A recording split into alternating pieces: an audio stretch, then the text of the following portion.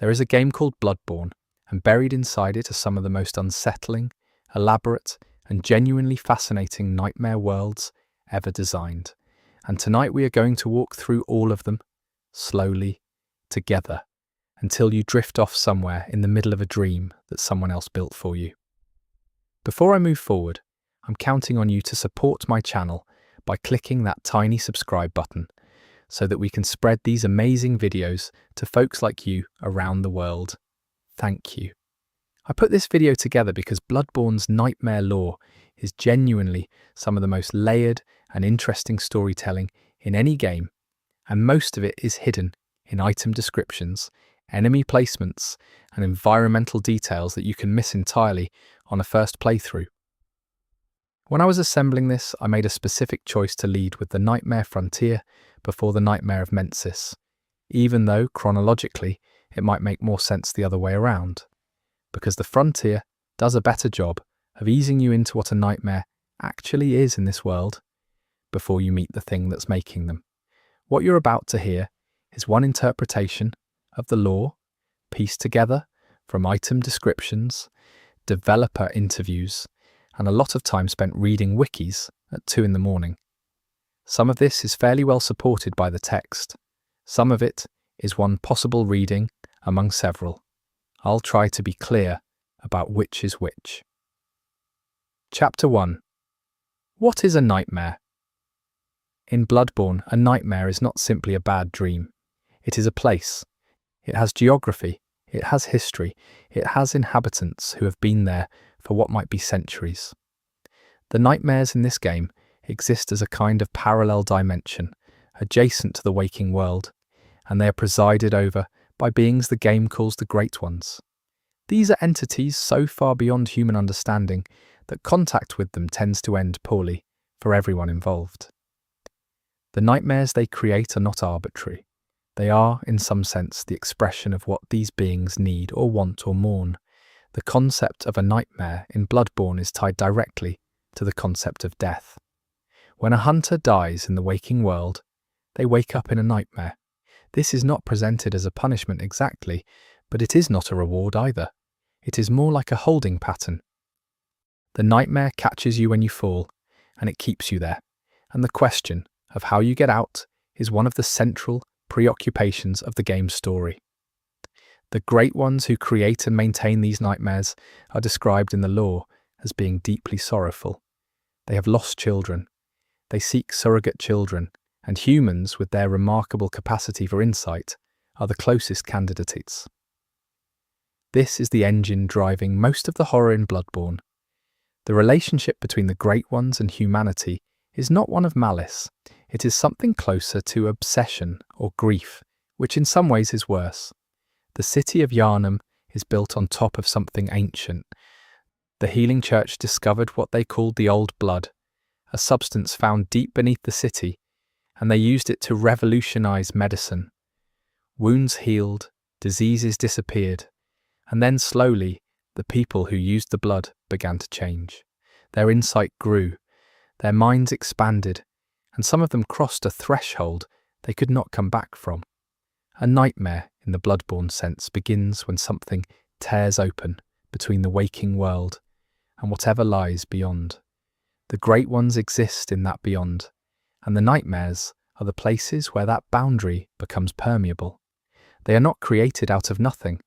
They are built from memory, from trauma, from the accumulated weight of terrible things that have happened in the waking world.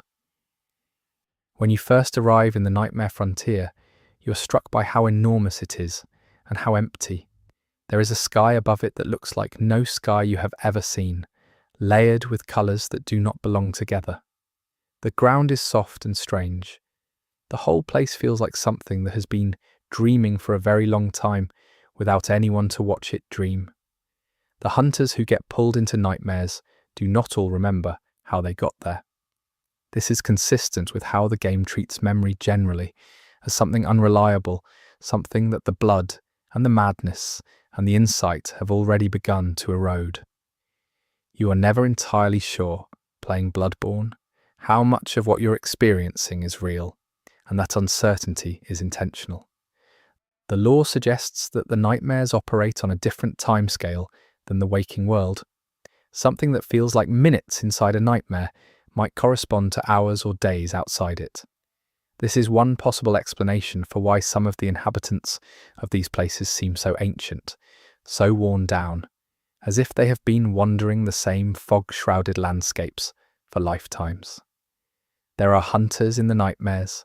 Most of them have been there long enough that they no longer behave like hunters. They have turned feral or despairing, or strange in ways that are harder to name. A few of them still maintain enough of themselves to speak, to warn you, to ask you for help or for death. These are among the most quietly devastating moments in the game. The enemies you encounter in the nightmares are not random. They are there for a reason. Some of them are the failed experiments of the scholars who came before. Some are the products of a great one's dreaming. Some are hunters who crossed over long ago and have spent so long in the nightmare that they have become something else. The nightmares are populated by the consequences of choices made in the waking world.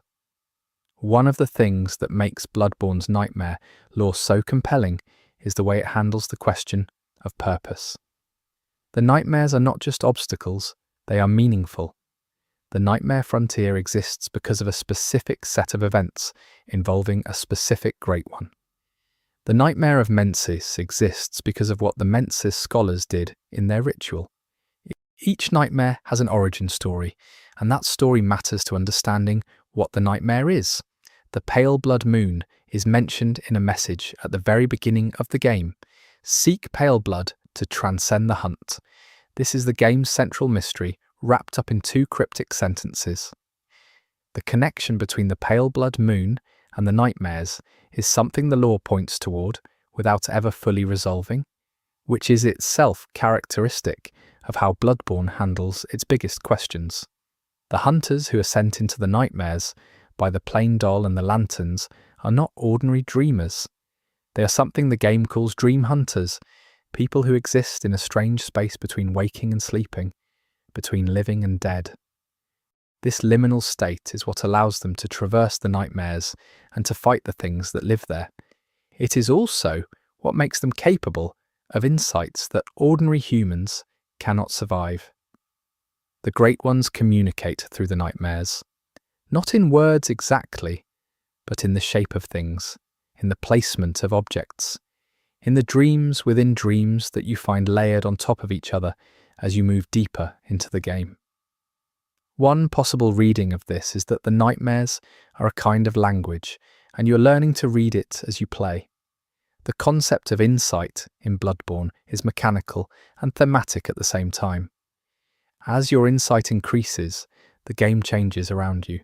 New things become visible, familiar things become stranger.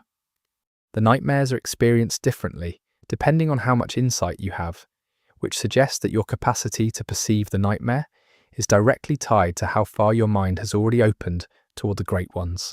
The blood that flows through Yharnam and through the nightmares is not a simple substance. It contains something.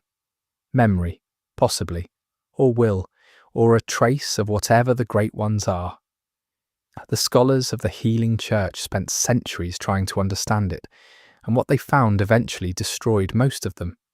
Not through failure, but through success. A nightmare in Bloodborne does not end when the dreamer wakes up. It continues. It has its own momentum. The things inside it keep moving, keep doing whatever they were doing, regardless of whether anyone is watching. This is a detail that does not come from a specific item description, but from the logic of the world as the game constructs it. A world where the boundary between real and unreal is not a wall but a membrane. The doll in the hunter's dream is herself a kind of nightmare figure, though she is gentle. She is a construct created by a great one, built to tend to the hunters who pass through. She does not dream, or so she says, but she weeps when you speak to her about certain things. And the question of what she is capable of feeling is one the game leaves deliberately open. The hunter's dream is itself a kind of nightmare, or at least a cousin to one. It is a liminal space maintained by Gehrman and overseen by the Moon Presence, and it functions as a base of operations for the hunt. But it is also a trap Yharnam cannot leave. The hunters who pass through it are bound to it in ways they may not fully understand. The pleasantness of the dream is part of what makes it unsettling.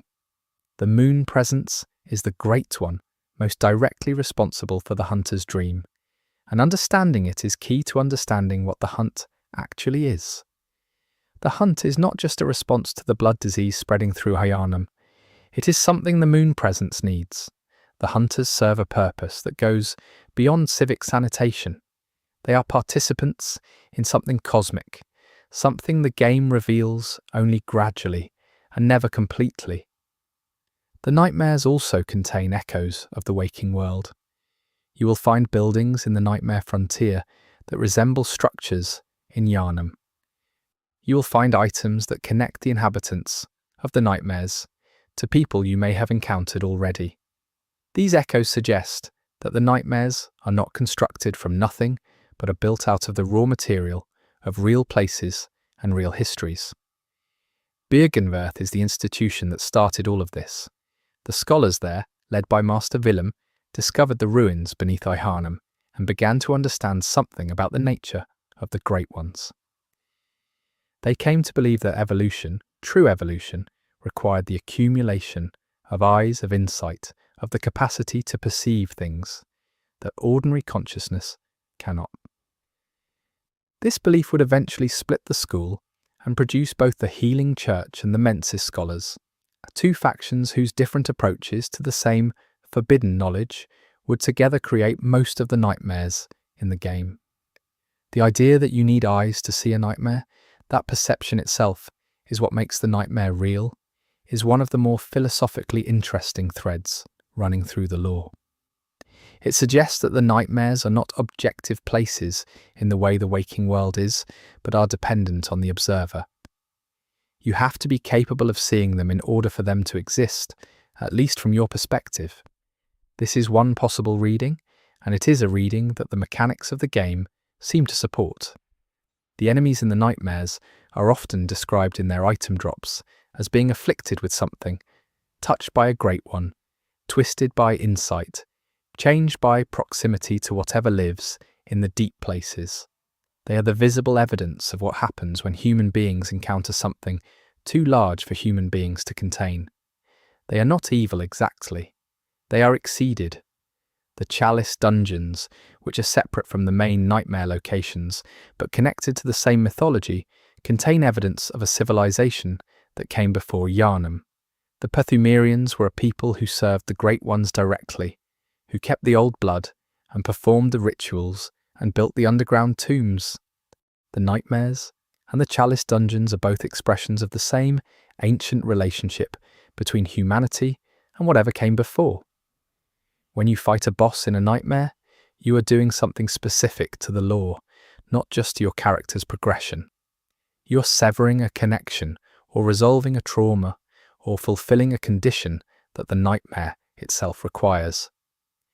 This is more explicit in some cases than others, but it is a useful frame for understanding why defeating a boss in a nightmare often feels like a release, both mechanically and tonally. The scream of a great one is a recurring image in the game.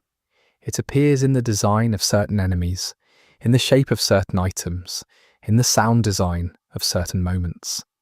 A scream is an expression of something that cannot be contained, and the nightmares are, in a way, the physical expression of the same thing. They are what happens when a great one's grief or need or presence becomes too large to stay inside one place. One of the things I find most interesting about Bloodborne's nightmare lore is how it handles the question of consent.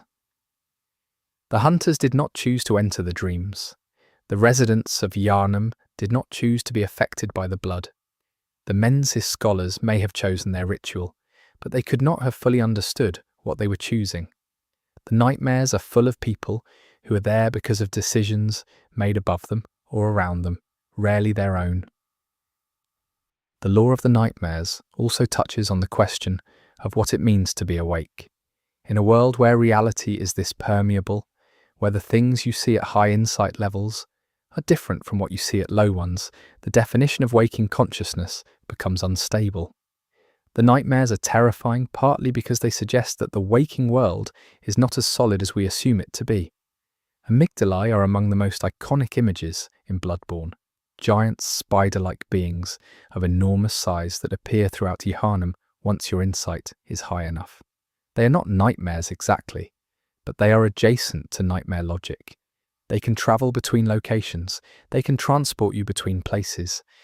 They are servants of the Great Ones, and they seem to be everywhere once you can see them. The question of whether they were always there, or whether your perception brought them into being, is one the game does not answer directly. The Parl, who is called a dark beast, is a creature made of lightning and bone that you encounter in the game.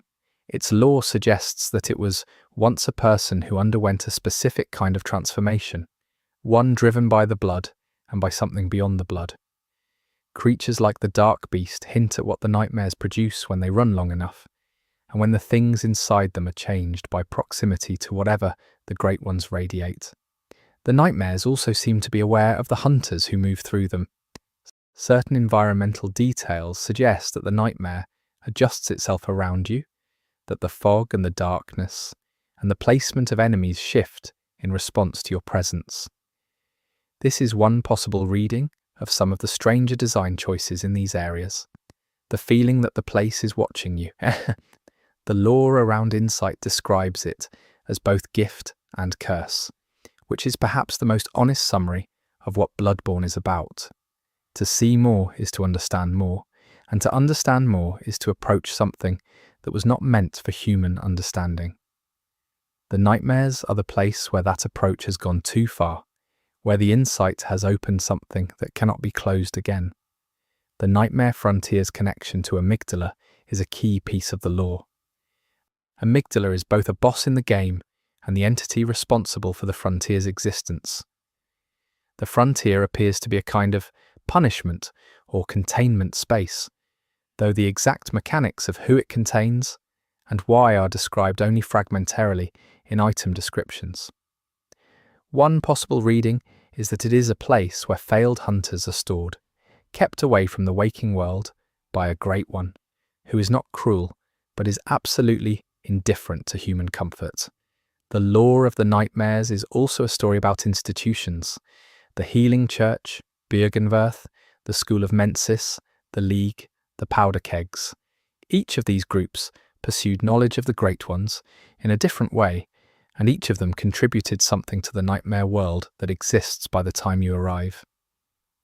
The nightmares are built out of the wreckage of these institutions, out of their experiments and their failures and their terrible successes.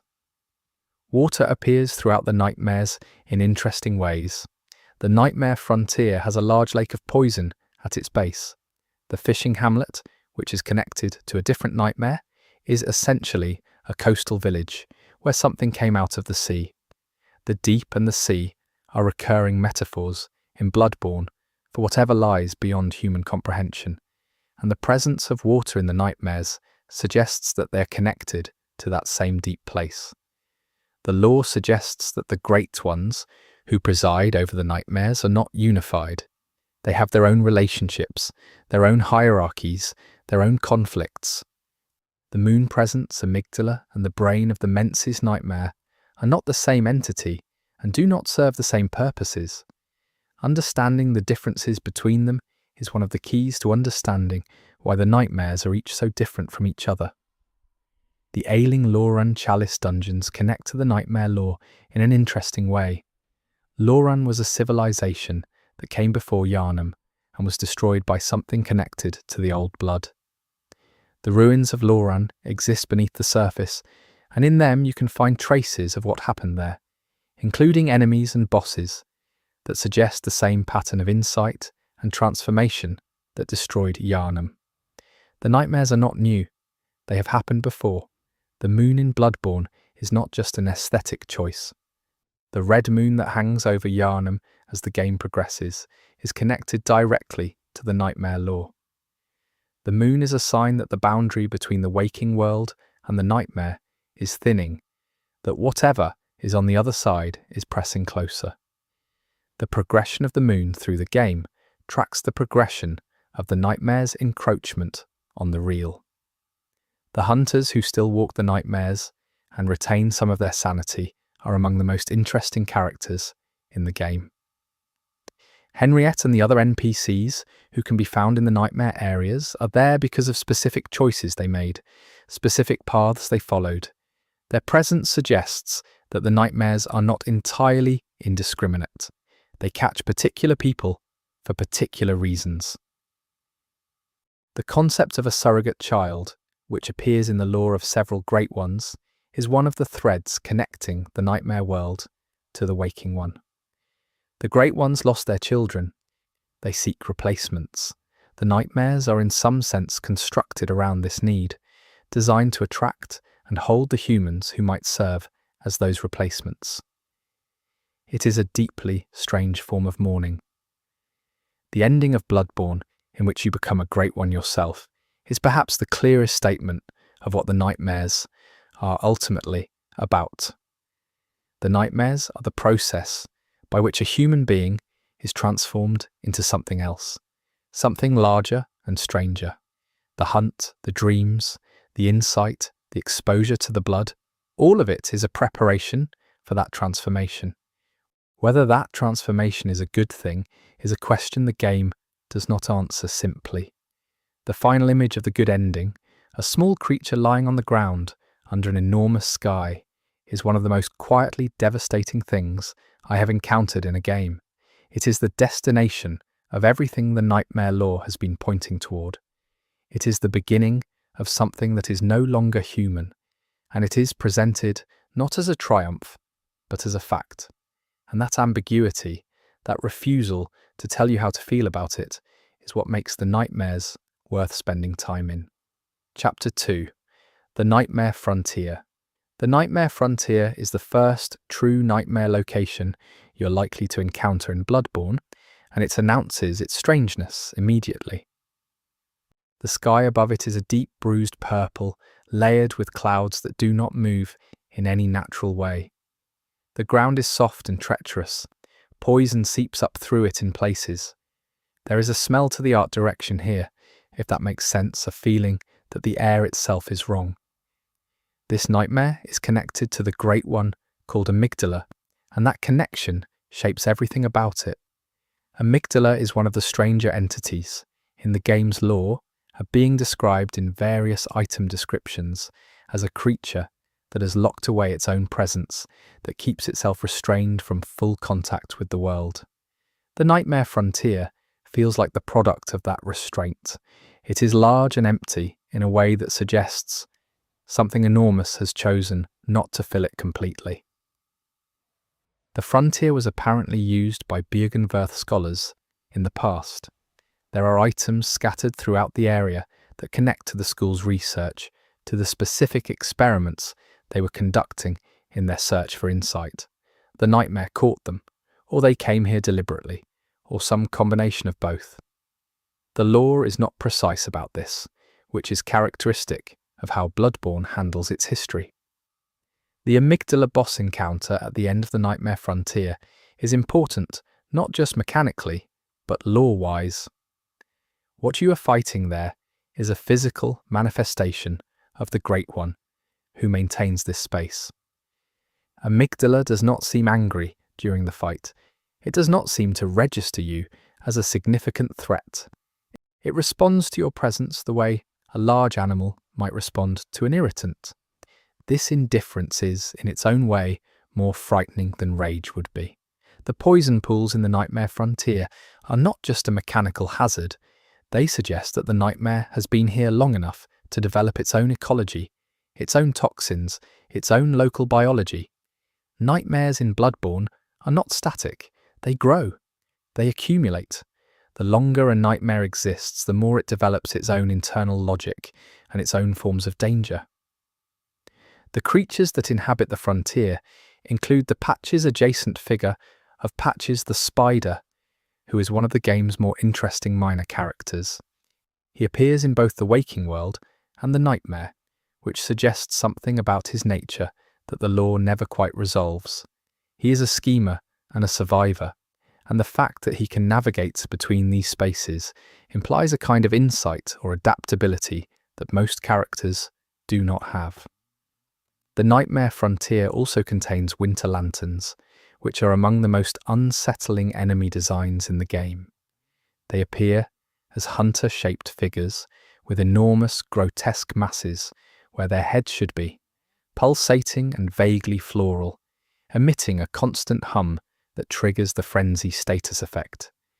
They are the product of too much insight, of a mind that has opened so far toward the Great Ones that it has become something that can no longer close. They are what the nightmares make of hunters who stayed too long. The frenzy mechanic is particularly interesting in the context of nightmare lore. Frenzy builds when you're in proximity to certain enemies, or when you look at certain things you should not look at. It is the game's representation of a mind being overwhelmed by what it perceives. In the Nightmare Frontier, where amygdala's presence is most concentrated, frenzy is most dangerous.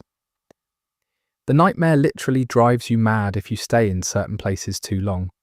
The item descriptions found in the Nightmare Frontier frequently describe things that are lost or out of place.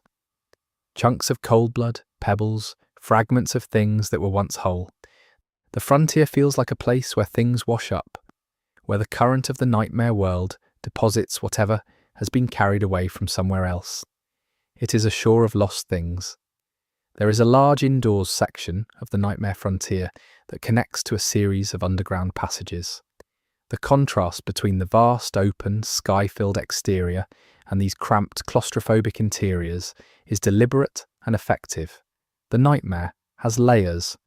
You can go deeper into it, and as you do, the architecture changes, becomes more recognizable, more like something built by human hands. This suggests that deeper in the nightmare, you are closer to wherever its human connection lies. The Byrgenwerth scholars who ended up here were pursuing a specific kind of insight. They believed that the Great Ones communicated through their physical forms, through their biology, and that studying that biology would yield understanding. The frontier is in some sense the result of that study. It is what happened when the study went far enough. The lanterns that appear throughout the nightmare are the same lanterns that appear throughout Yharnam, and this continuity is interesting. The hunting infrastructure, the bonfires of this world, extends into the nightmares.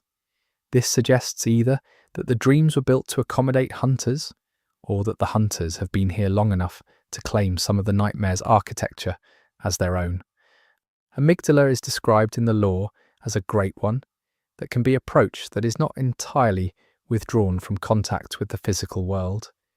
This distinguishes it from some of the other great ones, who are more completely absent or more completely overwhelming. The Nightmare Frontier is perhaps the expression of this approachability. It is a place where contact with amygdala is possible, however painful and disorienting that contact might be. The hunters who have gone mad in the frontier attack you on sight, but there is occasionally a moment in their behaviour patterns that suggests memory, a particular movement that looks like it was once a conscious fighting technique, a hesitation that might be the ghost of a personality. These moments are easy to miss in the heat of combat, but they are there, and they are important to the full picture of what the frontier is. The lore around amygdala specifically mentions that it is a being that has locked away a great part of its own nature. The nightmare frontier, vast and only partially populated, might be understood as the physical expression of that locked away nature. The emptiness is not absence, it is suppression. Whatever amygdala could do if it chose to fully express itself, it has chosen not to, and the frontier is the shape of that choice. The frenzied enemies in the frontier are not mindless. They are responding to something specific, something the nightmare is broadcasting that ordinary minds cannot process. The frenzy they carry is the frenzy of incomprehension, of a signal too large for the receiver. They have been tuned to something they cannot turn down, and that is what they are. The path through the nightmare frontier is not linear. It branches, doubles back, opens into unexpected vistas. This is partly a design choice and partly a lore choice. Nightmares do not have the same spatial logic as the waking world. The geography of a nightmare obeys rules that are not entirely consistent, and the frontier's layout reflects that. There are messages left by other hunters throughout the frontier, not just the online messages of other players, but lore-relevant discoveries and notes. These messages suggest that the frontier has been visited before, that other hunters have navigated its terrain and left records of what they found. Most of those records are partial and confused, which tells you something about the state of mind of whoever left them. The music of the Nightmare Frontier is worth noting. The sound design in these areas is deliberately dissonant, built from sounds that are almost musical, but not quite, that approach melody and then veer away from it. This is consistent with the idea of a place that is almost a place, that has almost the structure of somewhere real, but not quite. The audio design reinforces the lore. The scale of amygdala as a boss is part of its meaning. You are very small, and it is very large, and it regards you, if it regards you at all, as something minor. The fight against it in the frontier is the closest you come to understanding the relationship between hunters and great ones in physical terms. You are not an equal. You are not even an opponent in any meaningful sense. You are a variable in an equation far larger than you. The blood that pools in the lower sections of the Nightmare Frontier has a different quality than blood elsewhere in the game. It is darker, thicker, more like something ancient and congealed.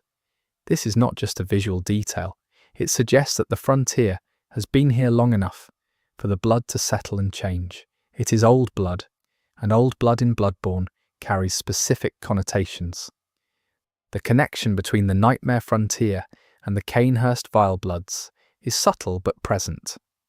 Cainhurst was a rival source of blood to the Healing Church, a place with its own relationship to the old blood and its own history of transformation and persecution.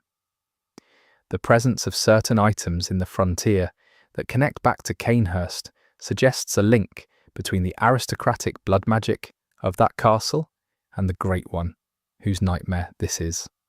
Winter lanterns are described in the lore as bearing a resemblance to Murgo's wet nurse, one of the boss entities of the Mensis nightmare. This connection is interesting because it implies that the different nightmares are not entirely separate, that the things created in one can appear as echoes or reflections in another. The nightmare world is a system, not a collection of isolated spaces. The skybox of the Nightmare Frontier changes slightly, depending on where you are in the area. At the highest points, the sky has a particular quality of light. At the lowest, near the poison pools, it is darker and more opaque. This gradient suggests that the nightmare has a topography of consciousness, that being higher in it is being closer to one kind of awareness, and lower is being closer to another. The bosses of the Nightmare Frontier also include the Celestial Emissary in the Chalice dungeon versions of similar areas, and understanding the Celestial Emissaries is useful context for the frontier. They are small blue-tinged humanoid creatures that appear throughout the game, and the lore suggests they were once human scholars who transformed through insight. The Nightmare Frontier is full of things that were once human, and the emissaries are one of the most explicit versions of that transformation. The lecture building, which connects to the Nightmare Frontier, is itself a kind of transitional nightmare space. It is a building from the waking world, specifically from Byrgenwerth, that has somehow been replicated or transplanted into the nightmare dimension. You access the frontier from the lecture building, and this routing is significant. The gateway to the nightmare is through scholarship. The path to the frontier runs through the academy. The students in the lecture building, who attack you on sight, are in a state somewhere between scholarship and madness. They are carrying books, they are wearing academic robes, and they are no longer capable of the scholarship they represent.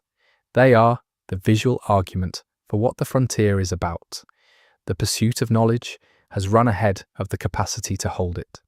The Nightmare Frontier has a quality that the other nightmare areas do not quite have, which is a feeling of vastness combined with a feeling of age.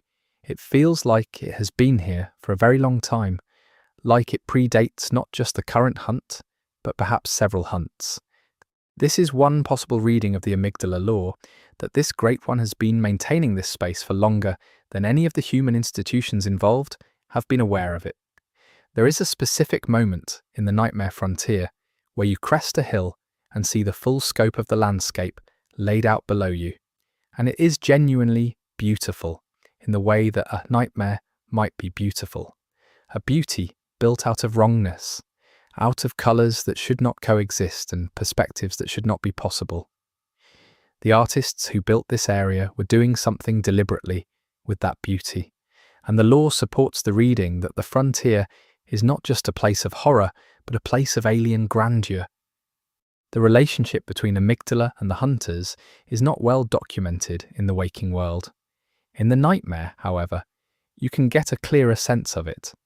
Amygdala does not prevent you from traversing the frontier. It does not seal you in.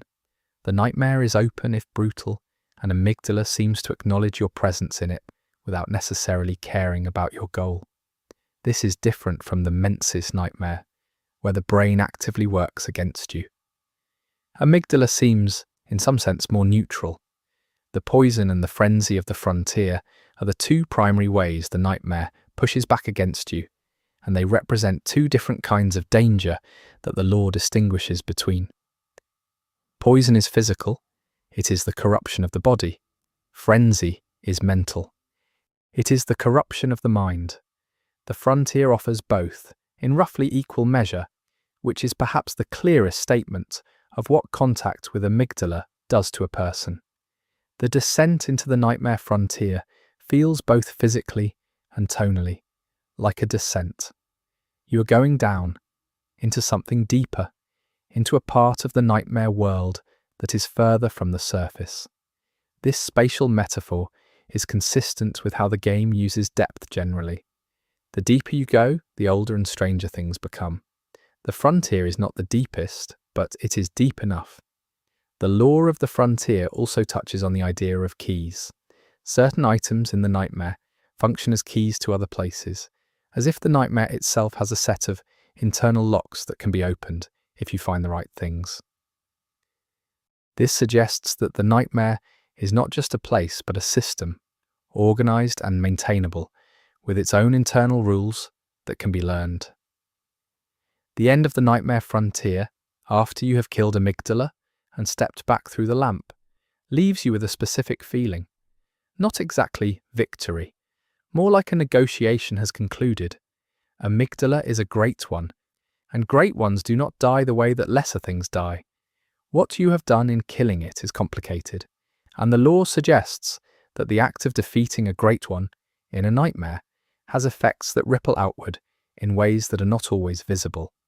The frontier is also important because of what it suggests about the relationship between the nightmares and the hunt. If the hunt is the moon presence's project, and if the nightmare frontier is amygdala's project, then the hunters are moving through spaces that are maintained by multiple great ones with potentially different agendas.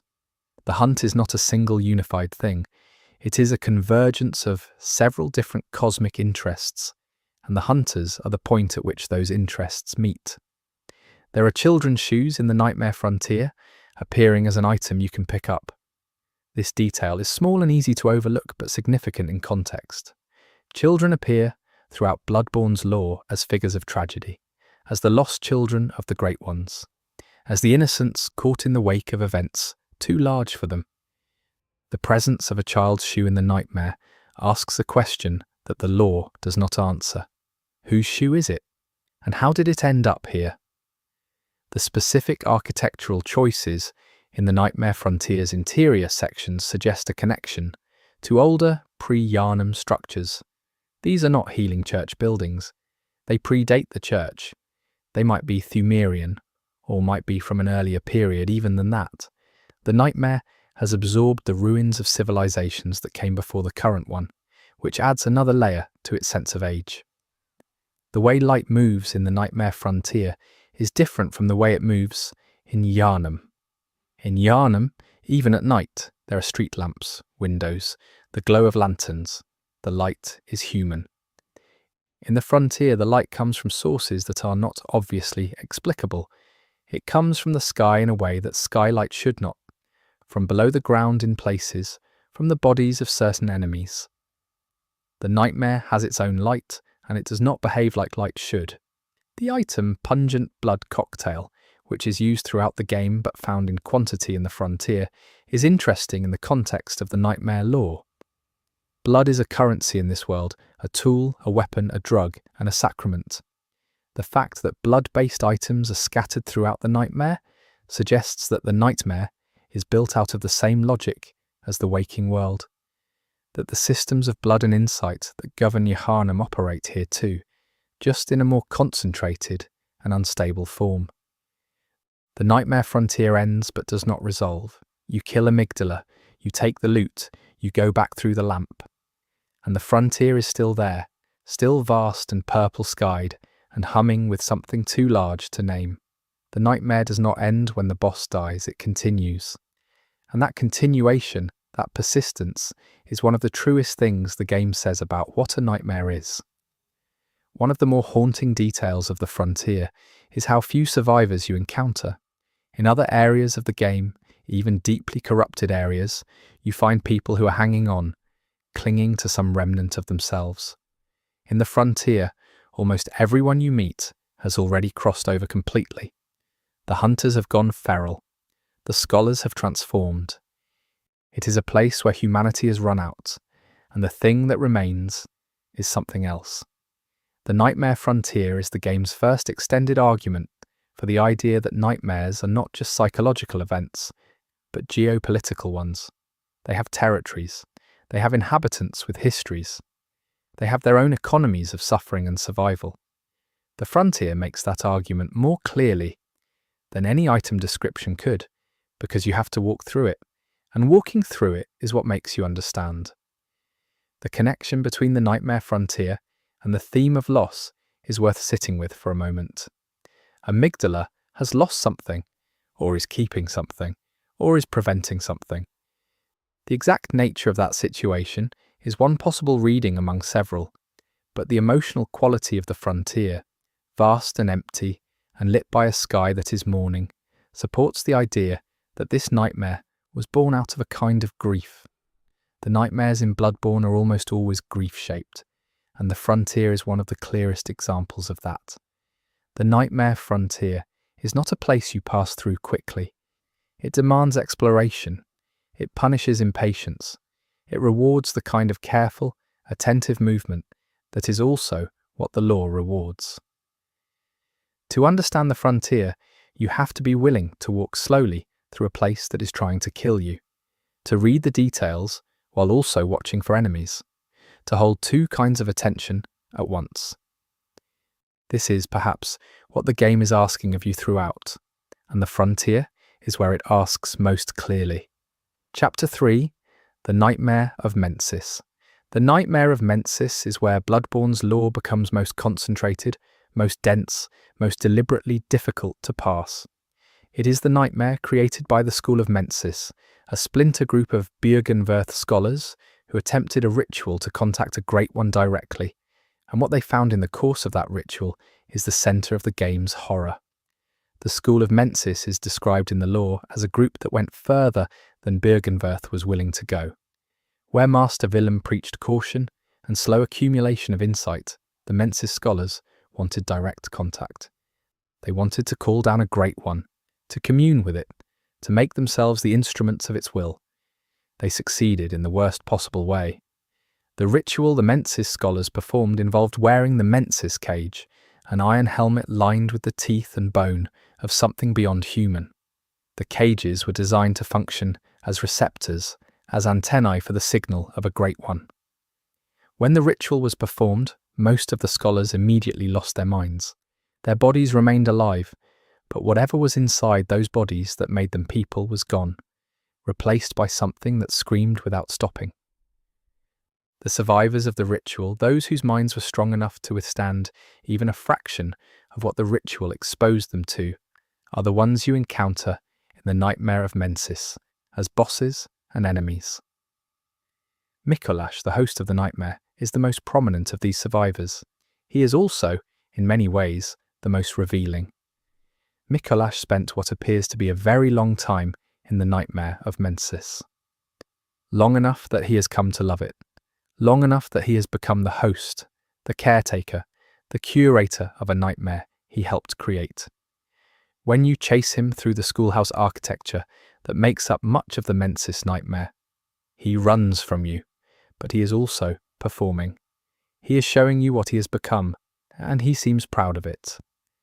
The architecture of the Nightmare of Mensis is immediately distinctive. It combines the institutional, academic quality of the lecture building with something older and stranger. There are sections that look like a research facility. There are sections that look like a dungeon. And then there is the vast open section with the winter lanterns and the brain and the enormous night sky, which is unlike anything else in the game.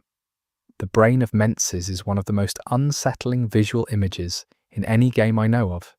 It is exactly what it looks like, an enormous mass of neural tissue suspended in a cage above the nightmare landscape, connected to chains, looking down with an eye that opens when it perceives you. The brain is Murgo's wet nurse in the lore, or it is connected to Murgo's wet nurse, or it is a different kind of expression of the same Great One presence. The exact relationship is one the lore describes in fragments. Murgo is the child of a Great One, or was. The lore suggests that Murgo died, and that the death of a Great One's child is an event of cosmic significance. The Nightmare of Mensis was created in connection with the attempt to contact Murgo, and the nightmare is saturated with Murgo's presence, with the grief of its death and the ongoing cry of a being that should have stopped crying long ago. The item called the 1/3 of umbilical cord connects to Murgo directly. These are among the rarest items in the game, and collecting 3 of them allows you to trigger the true ending.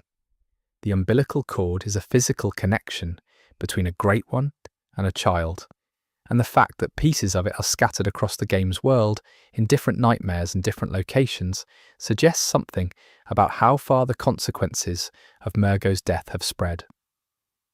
Mikolash's boss fight is unusual in Bloodborne, in that it involves a chase.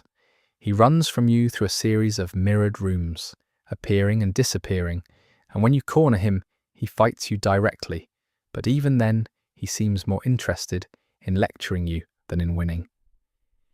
He quotes the lore of the game at you. He tells you about Granta's eyes, about the fugue of insight, about what the Mensis ritual was trying to accomplish. He is the lore made verbal, and he has gone completely mad. The specific phrase Granta's eyes appears in Mikolash's speech and is one of the most discussed lines in Bloodborne's lore community. It is a prayer or a demand directed at the Great Ones.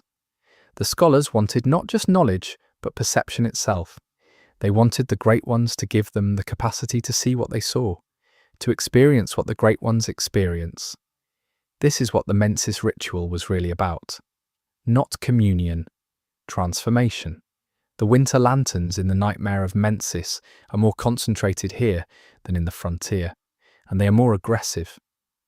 They are the closest thing the nightmare has to guardians, the winter lanterns being described in the lore as failed versions of what the scholars were trying to become. They achieved the transformation, but not in the way that preserves anything recognizable. They are the nightmare's warning about what the pursuit of the Great Ones costs.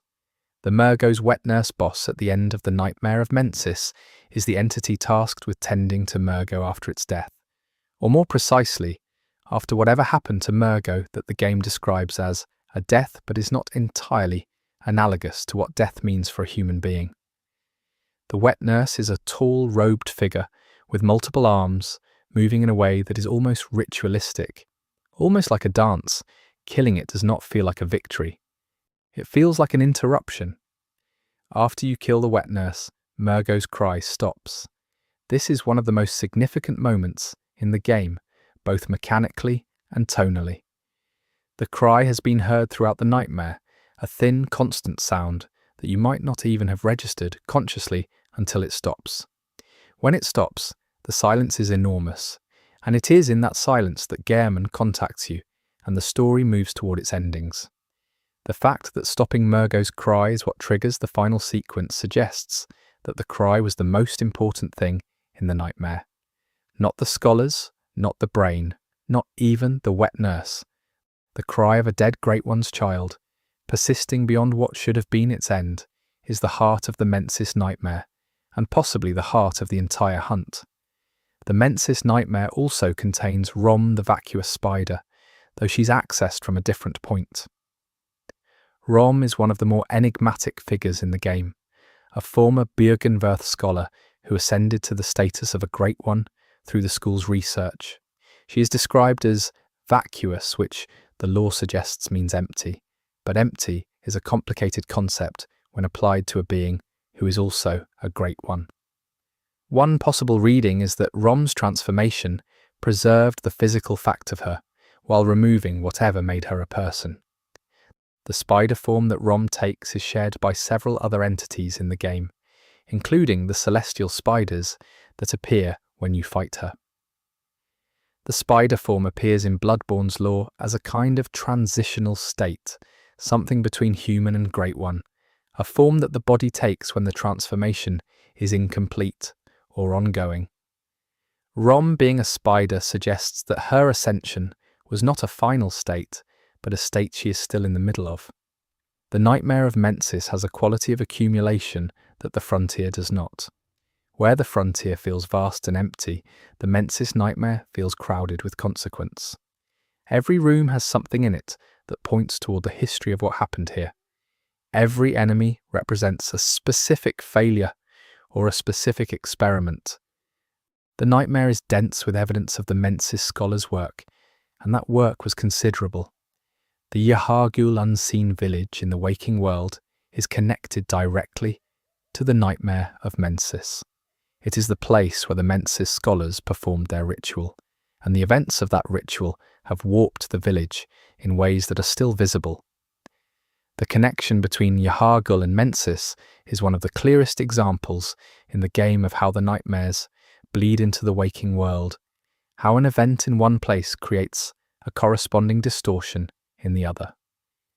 The shadows of Yharnam, which are bosses encountered before Rom, are connected to the Mensis lore in a way that is easy to miss. They are described as servants of Murgo, guardians of the veil that hides Rom's presence, and by extension hides the reality of what is happening in the Mensis nightmare from anyone who has not reached sufficient insight. Killing the shadows reveals Rom, and revealing Rom removes a veil from the waking world. After Rom's death, the blood moon rises fully over Yharnam. The relationship between the blood moon and the Nightmare of Mensis is one of the central mysteries of the game. The moon is associated with the moon presence, but the Mensis nightmare is connected to Murgo and a different set of Great Ones.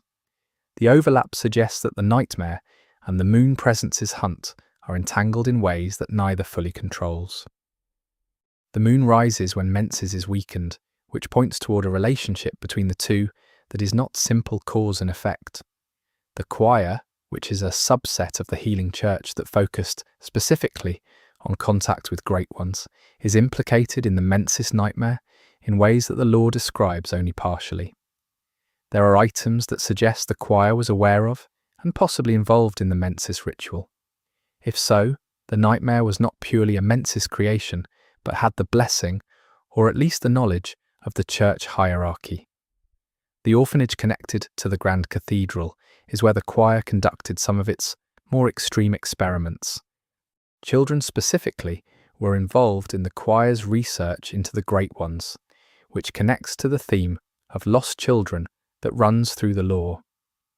The connection between the choir and Murgo suggests that the attempt to contact the dead child of a Great One was not an isolated lunacy on the Mensis scholar's part, but part of a larger institutional project. The item called the Eye of a Blood-Drunk Hunter appears in the Nightmare of Mensis and connects to the lore around hunters who have gone so deep into the hunt that they begin to lose themselves. A blood-drunk hunter is one who has abandoned the goal of the hunt and become intoxicated by the act of hunting itself. The eye of such a hunter appears here because the nightmare has collected it, because the nightmare collects the evidence of the hunt's failures. The staircase in the Nightmare of Mensis, which descends toward the brain of Mensis, is one of the game's most deliberately uncomfortable traversals. The winter lanterns are positioned along it such that you have to move carefully, precisely, with a clear awareness of your own frenzy bar. The design is making a point. To approach the brain, to approach the source of the nightmare's power, you have to move slowly and carefully and with great control of your own mind. The Mensis cage, which you can wear as a helmet in the game, has an interesting mechanical effect. It increases your beasthood stat, which is normally associated with the more animal aspects of the blood's transformation. This is unexpected in an item associated with scholarly ritual and insight. One possible reading is that the Mensis cage produces a kind of dual transformation, simultaneously increasing insight and animal nature, which would be consistent with the idea that the boundary between beast and scholar is less clear than the Healing Church's ideology suggests. Mikolash's second phase, where he summons arcane projectiles against you, is a reminder that the scholars of Mensis achieved at least some of what they were seeking. The arcane power that Mikolash wields in the boss fight is the power of insight, of having touched the Great One's signal long enough to absorb some of its nature. He is broken and mad, but he is also genuinely transformed. The ritual worked after a fashion. The Nightmare of Mensis ends when you kill Murgo's wet nurse and stop the cry, but what it means for the nightmare to end is ambiguous. The scholars who lost their minds in the ritual are still there. Mikolash is dead, but the nightmare presumably continues without a host, at least for a while. The brain of Mensis is still suspended in its cage. An ending in the nightmare world is not the same as a resolution. The lore around Mensis makes one thing very clear, which is that the scholars understood the risk and took it anyway. This is not a story about innocent people who stumbled into something they did not know was dangerous. The Mensis scholars knew approximately what the ritual would cost. They performed it because they believed the cost was worth it, because they believed that contact with a Great One was worth any number of sacrificed minds. Whether they were right is not a question the game answers. The specific Great One that the Mensis scholars contacted is described in the lore as Murgo, but the nature of that contact is complicated. Murgo is dead, or in a state analogous to death. Contacting a dead Great One's echo, or cry, or remnant is different from contacting a living one. The Nightmare of Mensis might be built not around the presence of a Great One, but around the absence of one, around the hole that Murgo's death left in the fabric of things. The winter lanterns hum a sound that the lore suggests is related to the sound of Murgo's cry. This is one possible interpretation of the frenzy mechanic in the Mensis context. The frenzy is not just madness, it is exposure to the grief signal of a dead Great One, a frequency that human minds cannot process. The winter lanterns carry this signal within them, and proximity to them means proximity to Murgo's unending mourning. The Nightmare of Mensis is the game's longest and most complex nightmare area, and this complexity is appropriate. It is the nightmare most directly caused by human action, by a deliberate ritual performed by people who knew what they were doing. It is the nightmare most full of consequence, most dense with the evidence of choices made and prices paid. It is the nightmare that the game story is most directly about, and spending time in it, reading its details, is spending time with the centre of Bloodborne's horror.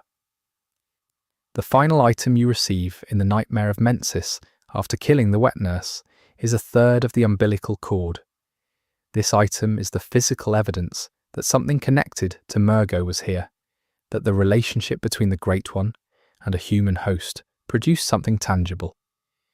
The umbilical cord is a bond, and the fact that it is broken into thirds and scattered across the world suggests something about the nature of that bond and what happened to break it. The brain of Mensis, which you can drop into a pit using a lever, is one of the game's most memorable optional acts. When the brain falls, you receive the item it was carrying, and the nightmare area around where it hung becomes slightly different, slightly quieter. The brain is not destroyed by the fall. It lands. It continues to exist, just no longer in a position of dominance. This is the nightmare logic in action. You can change the nightmare's configuration. You cannot end it. The student enemies in the Nightmare of Mensis are dressed identically to the students in the lecture building, and this visual continuity is meaningful. They are the same people, or what those people became. The lecture building and the Nightmare of Mensis are connected not just geometrically, but biographically. The students who climb the stairs of the lecture building in search of knowledge are the enemies you fight in the nightmare that knowledge created. The Nightmare of Mensis is the game's argument that knowledge without wisdom is the most dangerous thing there is. The Mensis scholars knew a great deal. They understood the mechanisms of insight and transformation.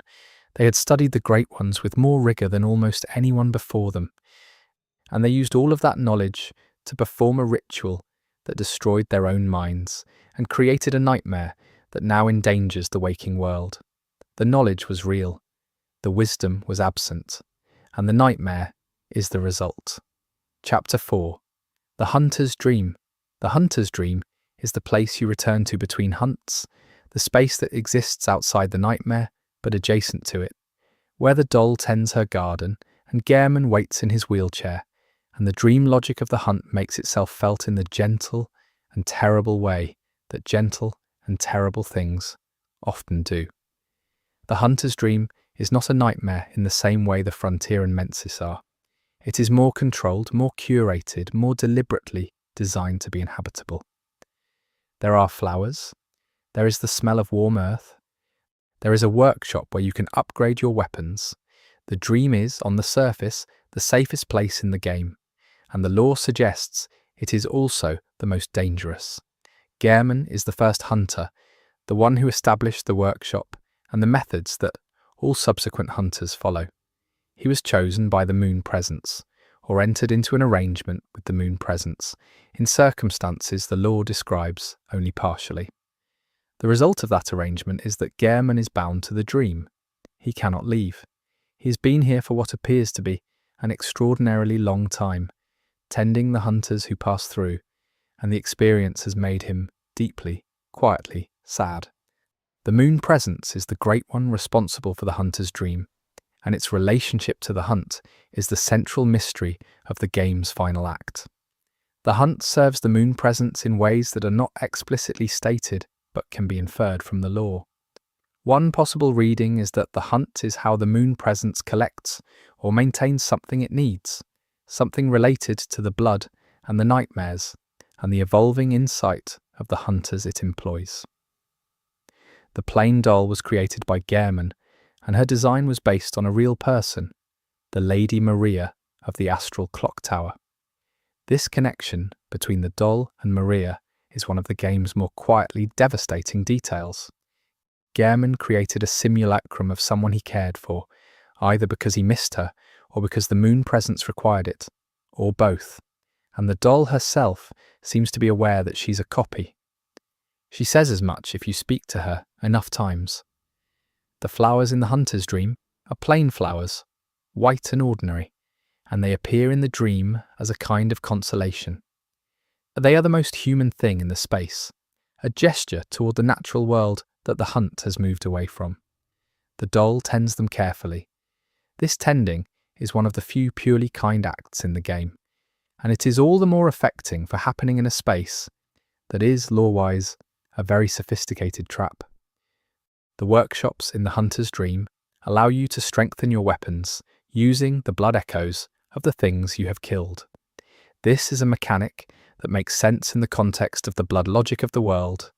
The echoes of the dead, the residue of their experience and insight, can be transmuted into power. The dream is where that transmutation happens, which makes it a kind of alchemy, a transformation engine built out of death. The moon presence is visible in one of the game's endings, appearing above the dream in a form that is enormous and tentacled and alien. This appearance is consistent with what the lore suggests about Great Ones generally, that their physical form, when they deign to show it, is too large and too strange for human aesthetic categories. The moon presence appearing over the dream is the clearest statement of the dream's true nature. It is not a sanctuary, it is a greenhouse, and the hunters are what it grows. Gehrman's boss fight, which happens if you refuse his offer at the end of the game, is one of the most emotionally loaded encounters in Bloodborne. He fights with more speed and skill than almost any other enemy in the game, and the lore suggests this is consistent with his history as the first and greatest hunter. But the fight has a quality of desperation to it, as if Yharnam is not trying to kill you, but trying to complete something, trying to fulfill his role, and that role is to end the hunt before it becomes something worse. The offer that Yharnam makes to wake from the dream, to return to life as it was, is interesting in the context of what you know about the dream by that point. Waking from the dream means being consumed by it, in the lore's terms. It means the moon presence absorbs what you have accumulated, the echoes and the insight and the blood, and uses it for its own purposes. The offer is phrased as mercy. The lore suggests it is a harvest. The three endings of Bloodborne each represent a different relationship to the hunter's dream and to the moon presence's project. The first ending accepts the harvest. The second breaks the cycle by destroying the moon presence. The third transforms you into the thing the moon presence wanted to create, a new great one, an infant intelligence taking the first steps into whatever comes after human. Each ending is a different answer to the question of what the dream is for. The chalice dungeons are accessed from the dream, and this is a lore-significant connection. The dungeons are the oldest places in the world, the tombs of the Thumerians, the record of civilizations that came before Yharnam and before the Healing Church. Accessing them from the dream suggests that the dream is connected to all of it, to the full history of the relationship between humanity and the Great Ones, not just to the current hunt. The insight shop in the hunter's dream, where you can spend insight to purchase specific items, is a feature that the lore can explain. Insight is a measure of your exposure to the Great Ones, and in the dream, that exposure can be traded. The things you can buy with insight are often connected to the Great Ones or to the deepest levels of the Nightmare world. The dream is a place where insight functions as currency, where your capacity for perception can be exchanged for power. The messengers, the small creatures that appear throughout the dream and the waking world, are described in the lore as messengers of the Great Ones, beings that serve as intermediaries between the alien consciousness of the Great Ones and the more limited consciousness of humans. They are always depicted as small, almost childlike, crawling figures. In the dream, they are gentle and helpful. In some other contexts, they are less clearly benign. They are doing their job, and their job involves the kind of transmission that the Nightmare world runs on. The altar of despair in the dream, where you can use the 3 umbilical cords to trigger the true ending, is one of the most important physical spaces in the game. The umbilical cords are brought together here, in the dream, to produce a specific response from the moon presence. This suggests that the dream was designed to serve this function, that the space Yharnam inhabits was built specifically to allow for the creation of a new Great One, given the right conditions. Lady Maria of the Astral Clock Tower is not part of the hunter's dream in any direct sense, but she is its emotional core. Her existence before the events of the game, her relationship with Yharnam, her eventual choice to seal herself away in the old hunter's nightmare, rather than continue the hunt she found unconscionable, all of this shapes the dream indirectly. The dream is partly a monument to her loss, a space built by a man who could not process what happened, and so built a simulacrum of her instead. The hunter's dream also contains evidence of hunters who came before you, items in the workshop, notes, the doll's occasional references to things that happened before your arrival. The dream has been through many hunts. Many hunters have passed through it, and the dream has seen all of them to their endings. The doll remembers, even if she does not always say so. The concept of insight in the dream is handled differently than elsewhere. In the waking world, high insight changes what you see, revealing the amygdala and altering enemy behavior. In the dream, insight is more stable. The dream is already a space of high insight, already a place where the membrane between waking and nightmare is thin. The things you see there are seen because you're in the dream, not because of your personal insight level. The soundscape of the hunter's dream is designed to be soothing, with gentle music and ambient natural sounds, and this soothingness is deliberately in tension with what you know about the space. The game is using the dream's presentation to illustrate how traps work, how comfortable a dangerous situation can be made to feel.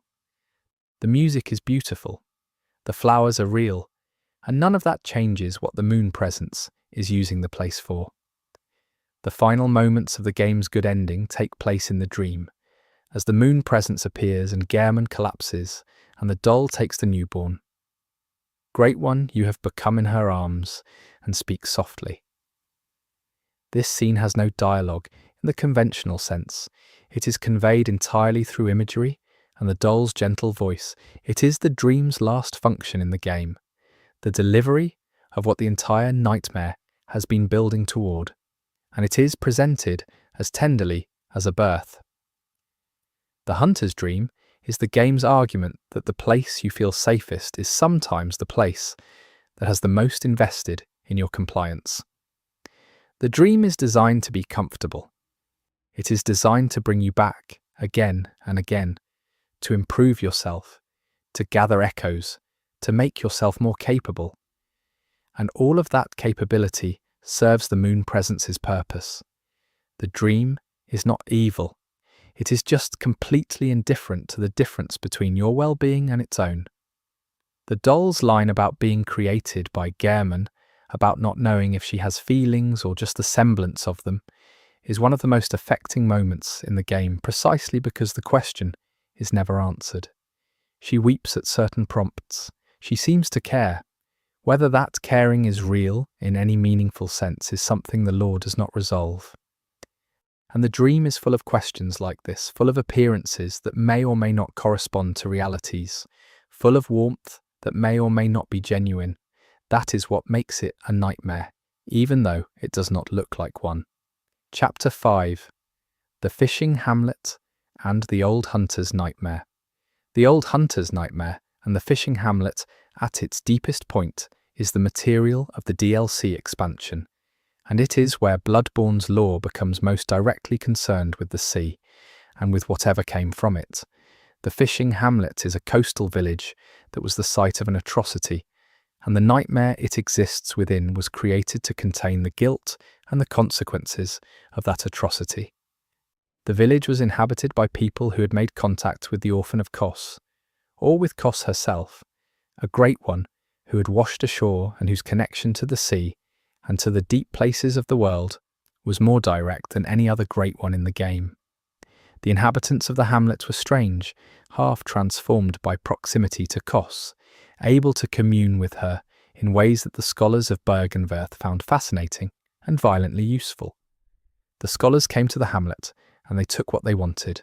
They experimented on the inhabitants, they violated the body of Kos, and then they left, taking their acquired knowledge back to Bergenwerth and leaving behind them a place of horror and grief. The fishing hamlet is what remained after the scholars were done with it. Kos is described in the lore as a great one who accumulated kin-hunter gems, creatures that were hunters before they became something else, things absorbed into or associated with her presence. The hamlet's inhabitants, who took on aspects of sea creatures and great one proximity over time, suggest a slow and apparently voluntary transformation, a community that had adapted itself to the being that had come among them.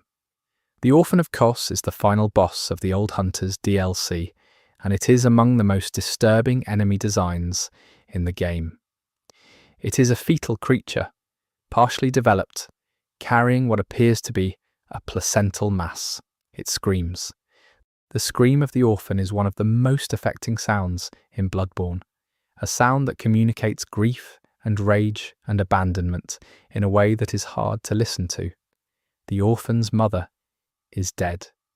It was born into a nightmare because its mother was killed while it was still developing. The Old Hunter's nightmare is populated by hunters from a previous era of the hunt, hunters who were participants in the atrocity at the fishing hamlet, or in other events that the current healing church wanted forgotten.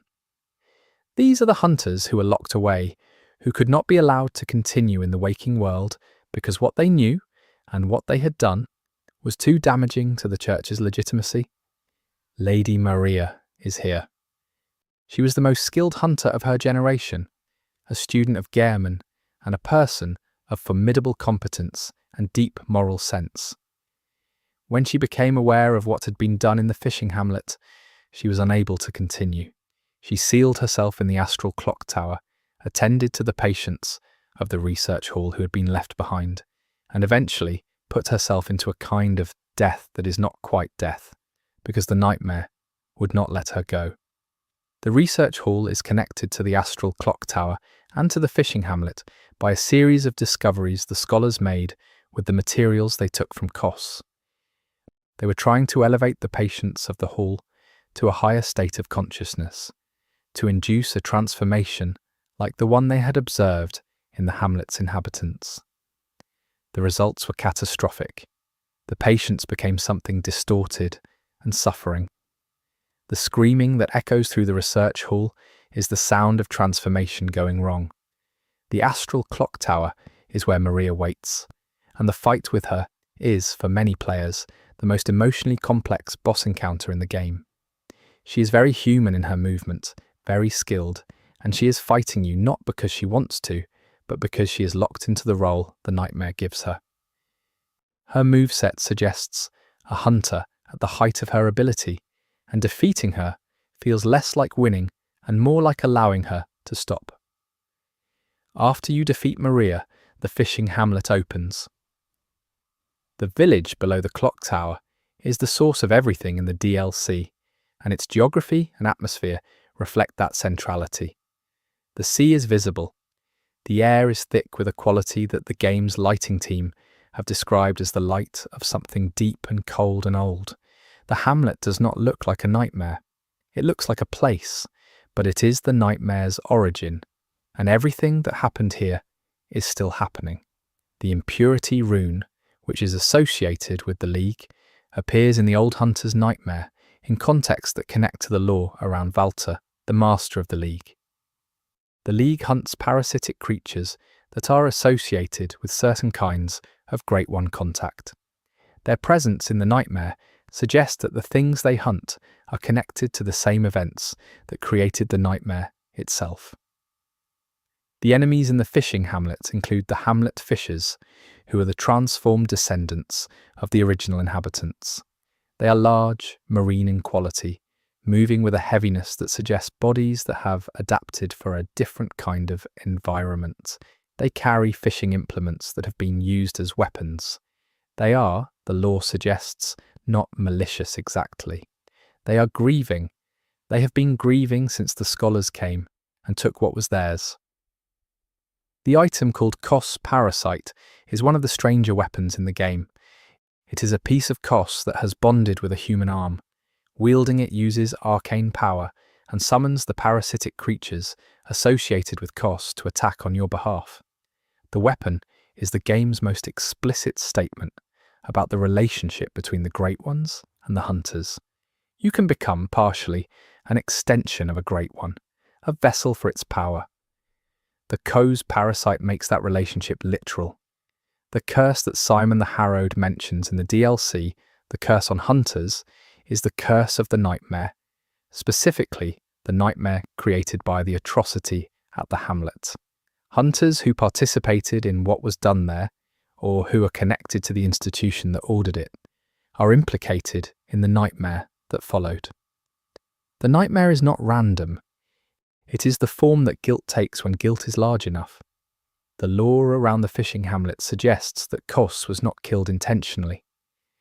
The scholars dissected her after finding her already dead on the shore, but the desecration of her body and the use of her developing child in their experiments was deliberate. Whether this distinction matters morally is a question the game poses without answering. The nightmare does not appear to make the distinction.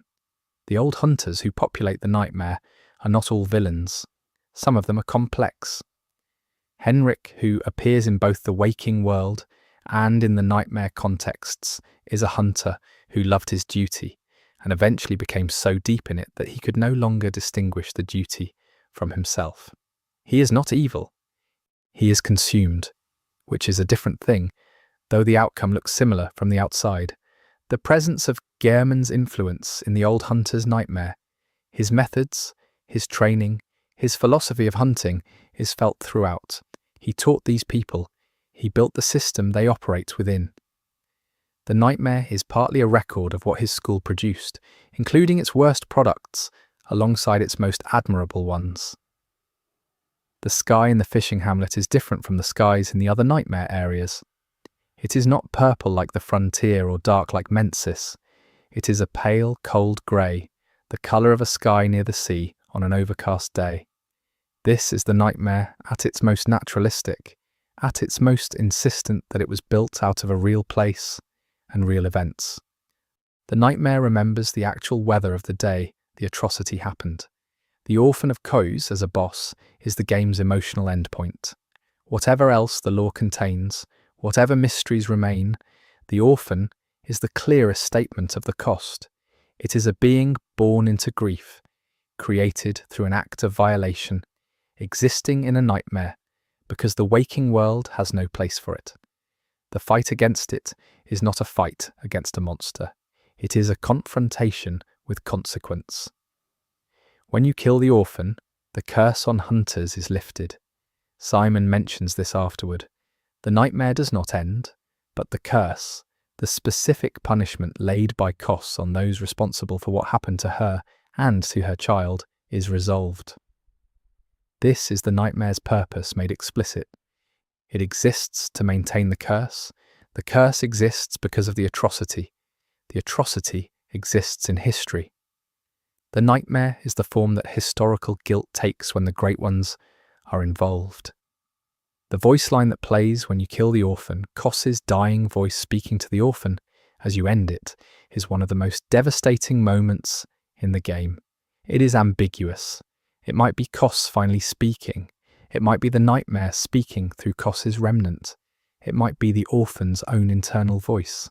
The lore does not specify, and the ambiguity is part of the point. After the orphan is dead, the fishing hamlet is quiet. The enemies do not disappear. The nightmare does not end. But there is a quality of stillness to the area that was not there before, a sense that something that needed to resolve has resolved. The hamlet has been holding its grief for a very long time, and the death of the orphan does not undo what happened there, but it completes something. The nightmare's reason for being has been addressed, even if the nightmare itself cannot end. The final detail I want to mention about the fishing hamlet is the message that the game is read to contain, the prayer of the hamlet's inhabitants to Kos, asking her to grant mercy to the poor bastards who did this to her. This prayer, or something like it, runs through the lore of the whole area. It is the hamlet's inhabitants acknowledging what happened. It is not forgiveness. It is something closer to comprehension, a recognition that the people who came and did these things were also, in their way, following a logic that led them here. The nightmare is large enough to hold all of it. The old hunter's nightmare, and the fishing hamlet at its centre is Bloodborne's most direct engagement with the question of responsibility. Not the abstract responsibility for consequences you could not have predicted, but the specific, concrete responsibility of people who knew what they were doing and did it anyway, because the knowledge they wanted was worth more to them than the suffering they caused. The nightmare is the answer to that calculation, written in the language of the Great Ones. Chapter 6. The Astral Clock Tower and the Research Hall. The Research Hall is a place where science went wrong in the most human way possible. Not through malice exactly, but through the willingness to treat suffering as an acceptable cost of progress. It is connected to the fishing hamlet and to the Astral Clock Tower, and together these three locations tell the story of what the church did with what the scholars found. The patients of the Research Hall were people who came to the healing church seeking treatment. They were given something more than treatment. They were given procedures designed to elevate their consciousness, to replicate in them the insight that the scholars had observed in the hamlet's inhabitants and in their own experiments with the blood. The procedures did not work as intended. The patients became elongated. Their skulls grew to accommodate what was being done to their brains, the physical structure expanding in an attempt to contain the insight being forced into them. The result was creatures in permanent agony, capable of partial transformation, but incapable of the full ascension the scholars hoped for. They are some of the most visually distinctive and most pitiable enemies in the game. The head-shaped enemies that crawl and writhe through the research hall are carrying their own expanded skulls like burdens. The design communicates something about the nature of insight in a very direct way. Insight was supposed to be expansion, growth, a larger capacity for perception. For the patients, it was literally true, and the literal truth is that skulls are finite and minds are not, and trying to force the second into the first produces only suffering. The abandoned workshop in the research hall, where some of the patients still move, still attempt something like the routines they had before the procedures, suggests that the transformation was not total. Something remained of the people they were. Not enough to save them, not enough to return them to themselves, but enough to be haunting. They reach for things they no longer remember how to use. They move in patterns that are the ghost of human behaviour.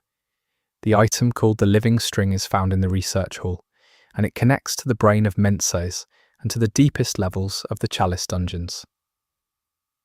The living string is a piece of something organic that connects the hall's research to the Mensis nightmare and to the Pthumerians.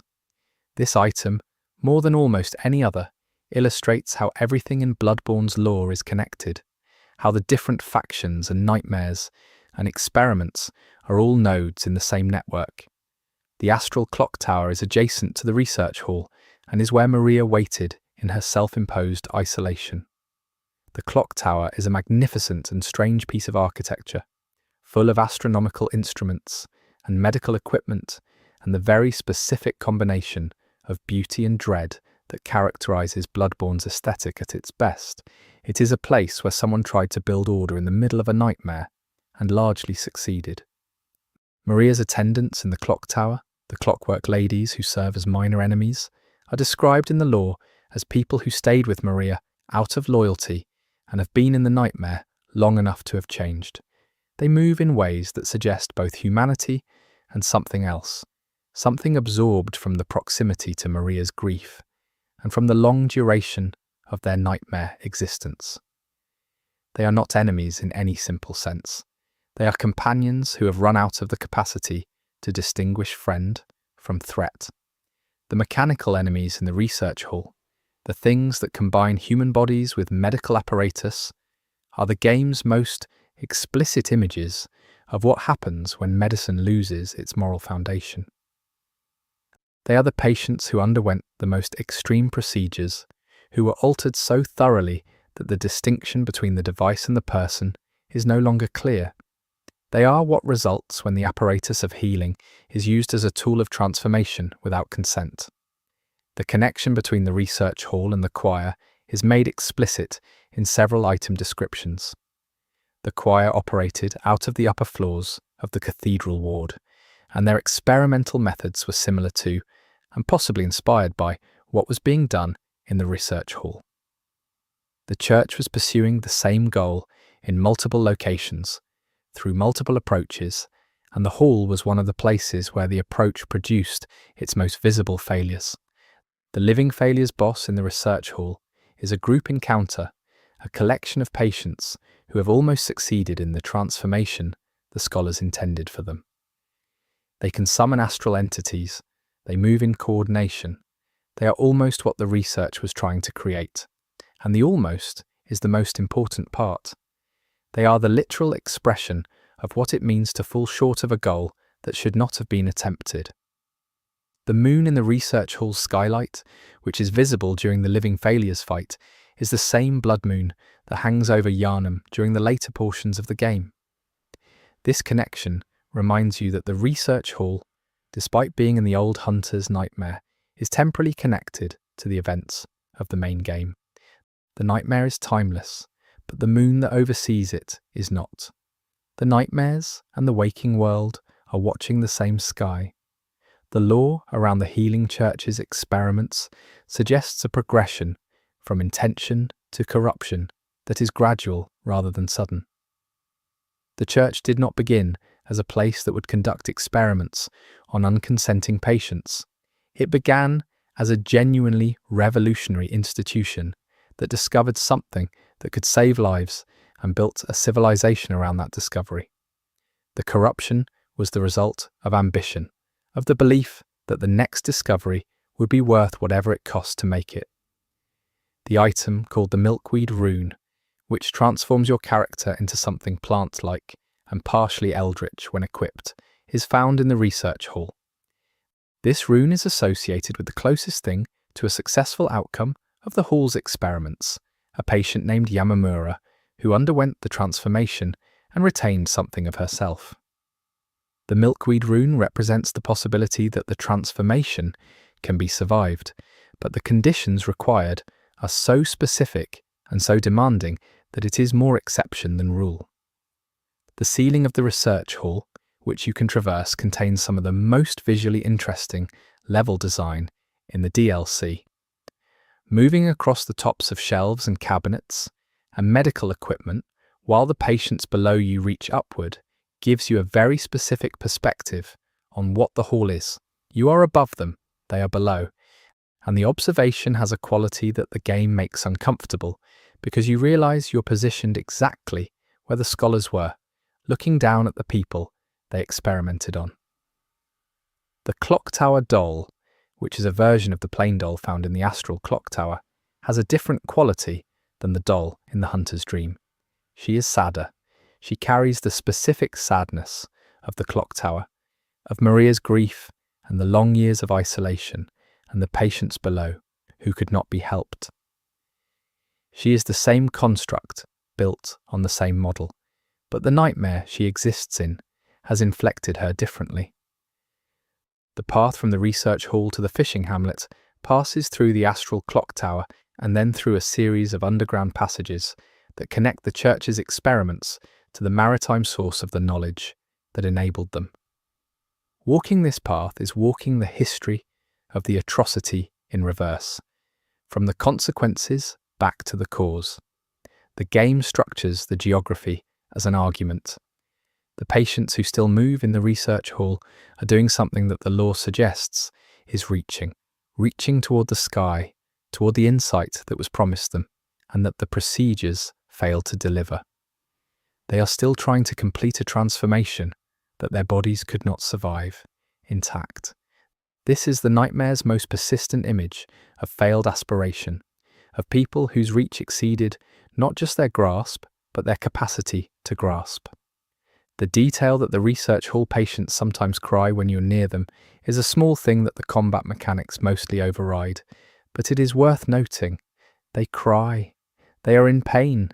They have been in pain for what might be an eternity of nightmare time. And the hunt sends you through them, because what else would it do? Because the hunt has a logic, and the logic does not prioritize the suffering of those it has used up. The key to the Astral Clock Tower, which Maria gives you after her death, is the last thing the dream lets her do for the people she was protecting. She locked herself away in the clock tower. The patients are below in the hall. By giving you the key, she allows you to reach the hamlet, to confront the orphan, to bring to a close the chain of events that her own participation in the hunt contributed to. Her death is an act of restitution, or the game makes it feel that way. The Astral Clock Tower and the Research Hall together form the ethical centre of the DLC.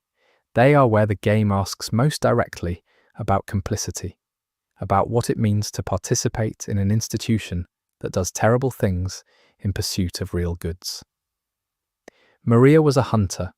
The hunt was necessary, or seemed so. The atrocity at the hamlet was committed by scholars, but the hunt legitimised the scholars, and the church legitimised the hunt. The clock tower is where someone who understood all of this chose to withdraw rather than continue. The nightmare of the old hunters is also, in a specific way, about memory. The scholars wanted to erase what happened at the hamlet. The church wanted to continue without the weight of it. The nightmare refused. It preserved the memory in the form of the curse, in the form of the hunters locked within it, in the form of Maria waiting in her tower for someone to arrive who could do what she could not. The nightmare is memory that will not be suppressed. The research hall is the part of the nightmare I find most affecting, partly because it is the most human, and partly because it is the most directly relevant to questions that are not confined to Bloodborne's fictional world. The relationship between medical progress and patient welfare, the willingness of institutions to treat suffering as acceptable cost, the specific tragedy of people who came seeking help and were instead used, these are not purely fictional concerns. The nightmare makes them legible in a way that is hard to look away from. And then there is the astral clock tower, beautiful and cold and full of the specific grief of someone who could not undo what they had been part of.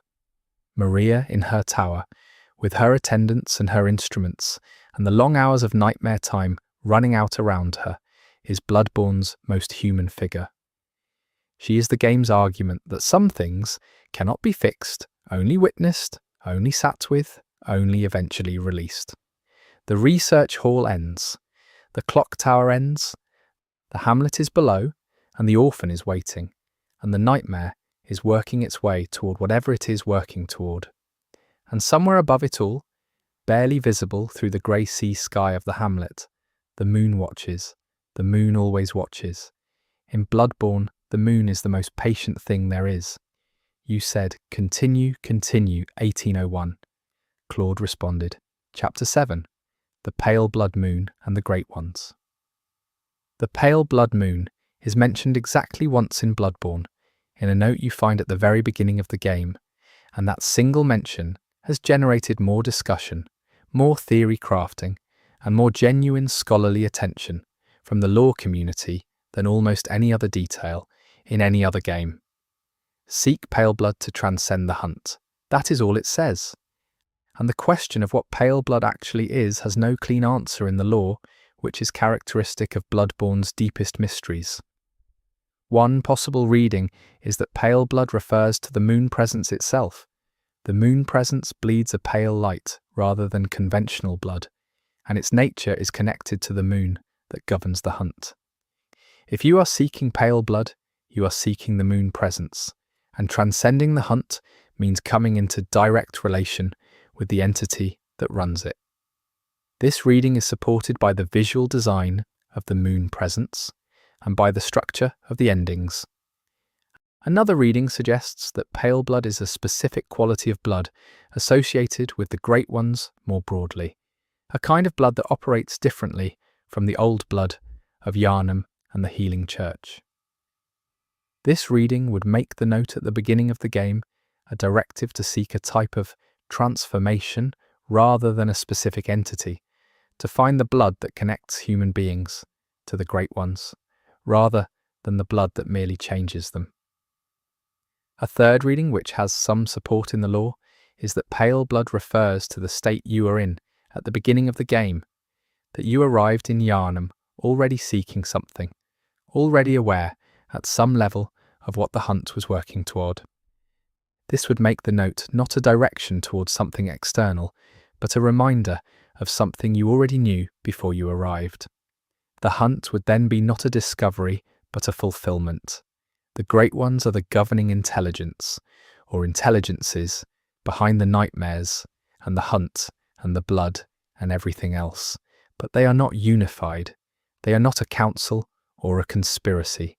They are separate beings with separate needs, and the relationships between them are as complex as the relationships between the human factions they have influenced. The moon presence, Amygdala, Ebrietas, Rom, Kos, Mergo, the formless Oedon, these are distinct entities with distinct histories and distinct roles in the events of the game. Ebrietas, the daughter of the cosmos, is one of the most important Great Ones for understanding the Healing Church's history. She was left behind by the other Great Ones, abandoned in the ruins beneath Yharnam, and the Healing Church discovered her and built a relationship with her. The Church used Ebrietas as a source and as a contact, a direct line to the kind of knowledge and power they were pursuing. She appears to have been willing, or at least not opposed, to this relationship. The lore around Ebrietas suggests that she is grieving. She was left behind, and the thing she was left behind from was the departure of other Great Ones from this world, or this dimension, or this level of reality. The Church's relationship with her was built on her loneliness and on their need, and the ethical status of that relationship is something the lore leaves for you to consider.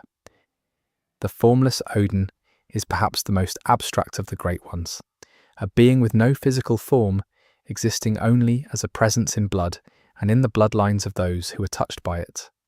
Udon does not have a nightmare of its own in the conventional sense, but its influence appears throughout the game in the form of the Oedon Wreath rune and the various bloodlines it has seeded in the waking world. It is the Great One closest to pure information, to a signal without a body. The relationship between the Great Ones and human children is one of the most persistent and most disturbing threads in the lore. The Great Ones cannot successfully reproduce with human beings, or when they do, the results do not survive. The search for a surrogate child, for a human who could receive whatever the Great Ones are trying to pass on, is the deep engine of much of the horror in the game. The nightmares are full of failed attempts at this transmission. The concept of kin, which appears in the game's damage system and in the enemy classifications, is worth understanding in the context of the Great Ones. Kin are creatures that have transformed sufficiently to be classified as something other than beast or human, as something partway toward the Great Ones. The celestial emissaries, the brain of Mensis, the Ebrietas herself, these are all kin in the game's taxonomy. Kin is the category between human and Great One, the space where the transformation has gone far enough to change categories, but not far enough to arrive. The arcane damage type in Bloodborne is connected to Great One influence, to the knowledge and power that comes from insight. The more insight you have, the more arcane scaling matters, and the most arcane-dependent builds in the game are also the most lore-intensive, requiring the deepest engagement with the nightmare world and its inhabitants. This mechanic is the game making its thematic argument in the language of numbers and build theory. The lore suggests that the Great Ones are not eternal. They can die, or at least reach states analogous to death. Mergo's death is the clearest example. Kos appears to have died on the shore of the fishing hamlet before the scholars arrived. The implication that Great Ones are mortal, or at least finite, changes the emotional quality of the nightmare lore considerably. These are not immortal gods suffering temporary inconvenience. They are beings with real losses, real ends, and the nightmares are partly monuments to those losses. The blood moon that rises over Yharnam as the game progresses is associated with the moon presence, but it is also connected to Mergo's cry and to the thinning of the boundary between the waking world and the nightmare. The moon is the visual representation of the nightmare's growing proximity to the real. As the night deepens, as the moon reddens, the nightmare is getting closer. By the time you reach the end of the game, the nightmare and the waking world are almost the same thing. The idea of transcendence in Bloodborne is complicated. The game offers multiple kinds of transcendence and suggests that they are not equally good. Transcending through the moon. Presence is harvest, becoming material for the next cycle of the hunt, is one kind. Transcending through the true ending, becoming a great one, in the most complete sense, is another. And there is the kind of transcendence that some of the scholar characters achieved, where they became something, but not the thing they were trying to become. The Nightmare is full of failed transcendences. The Pthumerians, who predate all the institutions of the game, had a direct relationship with the Great Ones that was apparently stable for a very long time. They served, they maintained the tombs, they conducted the rituals, and they survived for generations in a relationship that the later institutions of Byrgenwerth and the Church were trying to rediscover or replicate. The Chalice dungeons are the record of that relationship, and they suggest that coexistence with the Great Ones is possible, given the right terms. The terms the Pthumerians accepted, however, were significant. They were servants. They were close to the Great Ones in the way that priests are close to the gods they serve, which is to say intimately and at a great distance simultaneously. The knowledge they accumulated was real. The power they held was real. And the cost was a way of life organized entirely around something they could not fully understand or control. The lore around the Cainhurst Vilebloods suggests a different relationship to Great One Blood, one based on inheritance rather than research. The Vilebloods carry Great One Blood through their lineage, a consequence of a historical event that the lore describes in fragments. This makes them different from the scholars, who are trying to acquire something, and from the Pthumerians, who served something. The Vilebloods simply are something, carriers of a legacy they did not choose. The enmity between the Cainhurst Vilebloods and the Healing Church is therefore a conflict between two different models of relating to the Great Ones and their blood. The Church sought controlled, institutional access. Cainhurst was a natural reservoir. The Church's destruction of Cainhurst was the destruction of something that threatened their monopoly on the relationship between humanity and the Great Ones. And the Nightmare world registers that destruction without resolving it. The Great Ones who appear as bosses in the game each represent a different aspect of the Great One phenomenon. Amygdala is the presence that contains itself. Rom is the ascension that empties. The moon presence is the hunger that harvests. Ebrietas is the grief that waits. Murgo is the loss that cries. Each one is a different answer to the question of what a Great One is and what it does, and none of those answers is comfortable. The true nature of the moon presence is one of the things the game is most careful about not specifying. It feeds on something or collects something or needs something that the hunt provides. The exact nature of that need is left open. It might need insight. It might need the accumulated echoes of hunters. It might need the potential contained in a human being who has opened themselves sufficiently to the Nightmare world. The ambiguity is part of what makes it terrifying. The lore of the Great Ones is also a lore of communication. The Great Ones communicate constantly, but not in ways that human minds can process without damage. The item descriptions that reference Great One communication all touch on this limitation. They speak in visions, in nightmares, in the physical distortion of bodies and landscapes. The nightmares themselves are a form of communication, a message from a kind of mind that cannot speak in any language a person can hear without going mad. The idea that the hunt is a school is worth considering in the context of the Great Ones. The hunt kills you repeatedly, and each time you die you accumulate something. You improve, you understand more, you develop the kind of competence and insight that makes you more capable of engaging with the Nightmare world. If the moon presence designed the hunt, it designed a system that produces exactly the kind of human being the Great Ones need.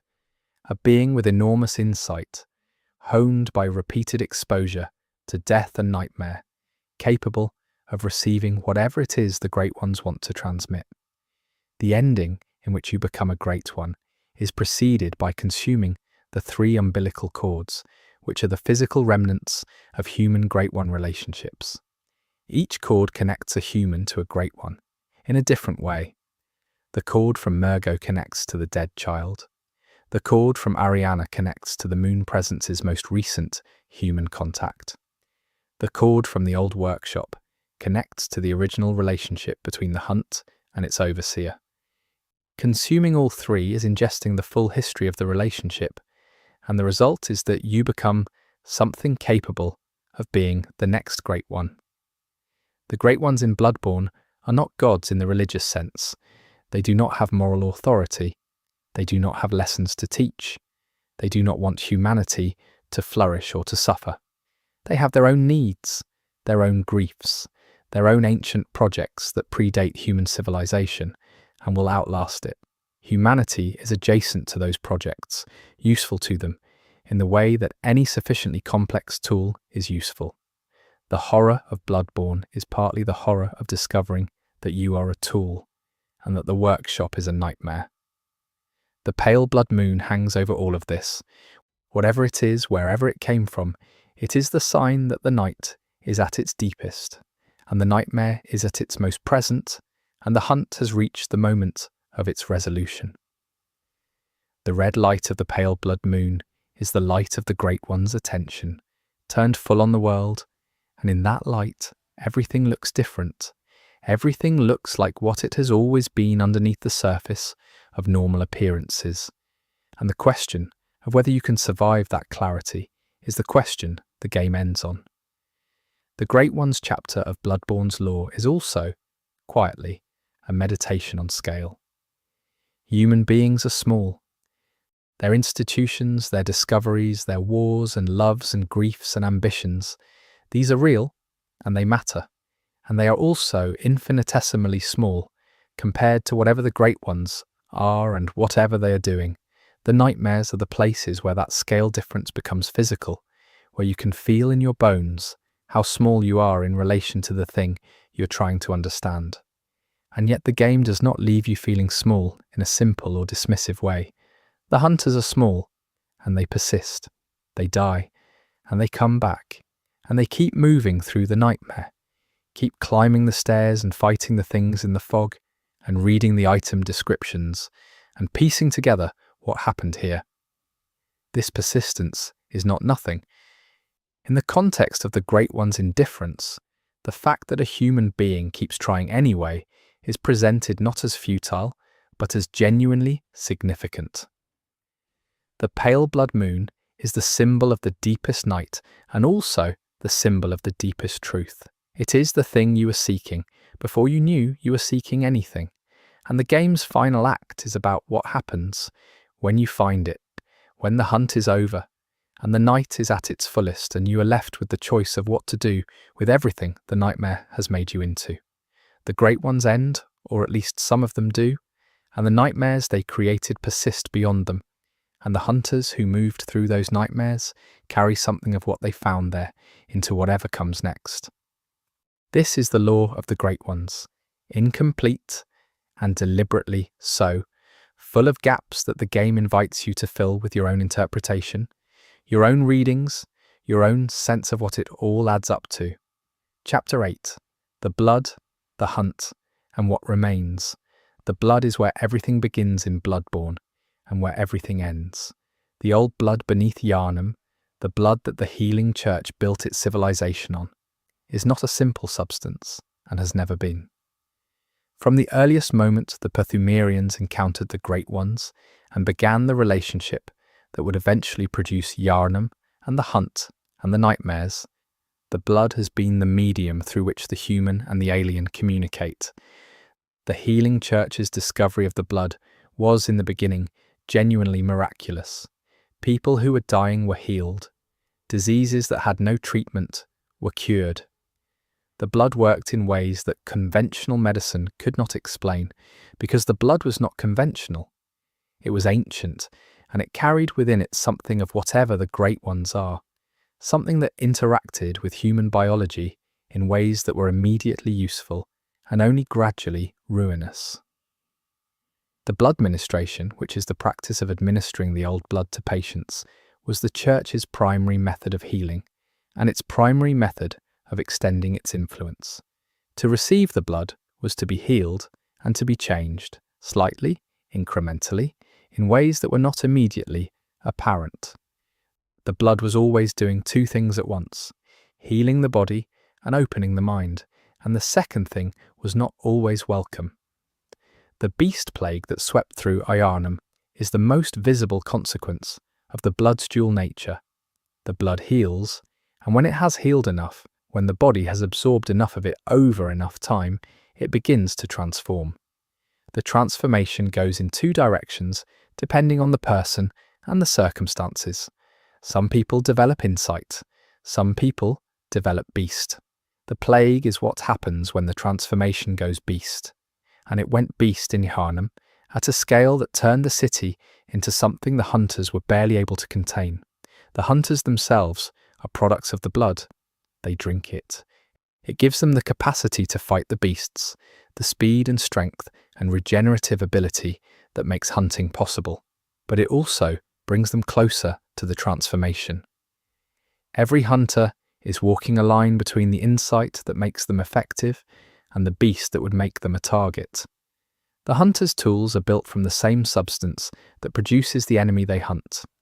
The rune workshop tools, which are used by scholars and hunters to inscribe runes onto the brain, are part of the lore around blood and insight. The runes are not magic in a conventional sense. They are physical modifications, engravings on the surface of the brain itself, that alter how the brain interacts with the blood and with the insight it carries. This is body modification at the most intimate level, the scholar's willingness to literally carve knowledge into themselves. The Carol runes, which function as the game's passive upgrades, are transcriptions of the utterances of the Great Ones. Runesmith Carol heard something in the noise of the Great One's communication and was able to translate it into marks that could be inscribed on the brain. The runes are therefore direct derivatives of Great One language, physical encoding of alien communication that human bodies can partially receive and process. Every rune you equip is a word in a language you cannot fully speak. The concept of the hunter's mark, which brings you back from death, is connected to the dream and to the blood. The mark is a symbol of your participation in the hunt, a brand that ties you to the Moon Presence's project. When you die in the game, the mark activates and returns you to the dream. This is the mechanism the hunt uses to prevent its participants from being lost, to keep the hunters in circulation, to ensure the hunt continues even when individual hunters fail. The echoes of blood that you collect from enemies are the residue of the transformation process. Every being that has been touched by the blood leaves behind an echo of itself when it dies, a concentration of whatever the blood had made it into. Collecting these echoes is collecting the compressed experience of the blood's work, and using them to level up is the game's most direct statement about what the hunt is doing to you. You are growing stronger on the concentrated transformation of everything the blood has touched. The choir's experiments with the blood went further than the standard ministration. They were not just healing people, they were trying to produce a specific kind of person, someone capable of receiving direct Great One contact, someone whose insight was high enough and stable enough to serve as a conduit. The choir believed that they were building towards something, that the Church's history of blood ministration had been preparation for this more extreme stage of the relationship. The lore around Ariana, one of the NPCs you can send to safety during the game, connects to the blood in a specific way. She is descended from the vile bloods of Cainhurst, and when she gives birth during the course of the game, what she gives birth to is a messenger, a small Great One adjacent creature, the consequence of Great One blood running strong enough in a human lineage. Her child is not a monster exactly, it is just the logical outcome of what she carries. The blood also has a memory function in the lore. Blood echoes contain experience, and the blood itself contains history. The chalice rituals that open the dungeons use blood as a medium for accessing ancient places, for following the trail of the blood back to its source. The ritual is reading the blood like a record, following it backward through time to where it originated and what it touched along the way. The beast transformation, which is the worst outcome of blood use in the waking world, is described in the lore as a regression of sorts, a return to something animal, something that predates human consciousness and human community. But the lore also suggests that this reading is too simple, that the beast transformation is not a simple regression, but a different kind of transformation, one that follows a different path from the insight transformation, but arrives at a place that is not entirely less. The clawmark rune, which increases beasthood, is one of the gifts of the Great Ones, which is interesting in the context of the beast plague being considered a catastrophe. If a Great One is offering the rune that increases beast nature, then beast nature is not simply an accident or a corruption. It is one of the paths the blood can take, and it is a path that someone or something endorses. The lore of the League, the faction led by Valter who hunts the vermin that normal hunters cannot see, adds another dimension to the blood lore. The vermin are creatures that live within people who have been touched by the blood in a specific way. They are parasitic, or they are integral, or they are the physical form of whatever the blood corruption looks like, at the level of individual organisms, rather than whole civilizations. The League believes that eliminating the vermin is a kind of purification. Whether that belief is correct is left open. The Thumerian Chalice dungeons reveal a bloodline that predates Yharnam and the Healing Church, a lineage of blood use that was already ancient when Willem and the scholars began their research. The Thumerians had queens, and the queens had a specific relationship to the blood that made them more than human, kept them alive for lengths of time that exceed normal human lifespans, and made them the custodians of the Great One's legacy underground. Yharnam, the Pthumerian queen, who is a boss in the deepest Chalice dungeons, is pregnant, which connects her to the theme of Great One children and surrogate children that runs throughout the lore. She is carrying something. What she's carrying is not specified in a way that resolves cleanly, but her pregnancy in the context of the blood lore and the Great One lore suggests that the Pthumerians were involved in the same project of human Great One reproduction that the later scholars were trying to artificially replicate. The blood also functions as a social substance in Yharnam. The ministration created a community organised around a shared dependency. Everyone in Yharnam has taken the blood. Everyone in Yharnam owes something to the church that provides it. The social structure of the city, its architecture and its institutions and its festivals and its hunts is built on the foundation of the blood, and the beast plague is therefore also a social collapse, the destruction of a community by the very substance that community was built around. The hunter's axe, the hunter's pistol, the basic tools of the hunt are simple things in comparison to the complexity of what they are used against. The weapons are plain metal and wood and gunpowder. The enemies they fight are the products of centuries of Great One influence and blood transformation. The fact that the weapons work at all is a statement about what hunters are, about what the blood has made them capable of. The simplicity of the tools against the enormity of the enemy is one of the game's recurring images of human persistence.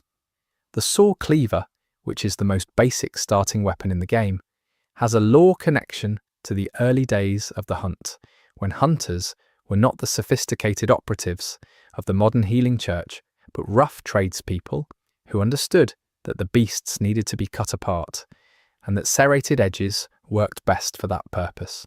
The early hunt was a practical problem with practical tools, and the saw cleaver is the memory of that simplicity persisting into an era that has become extraordinarily complex.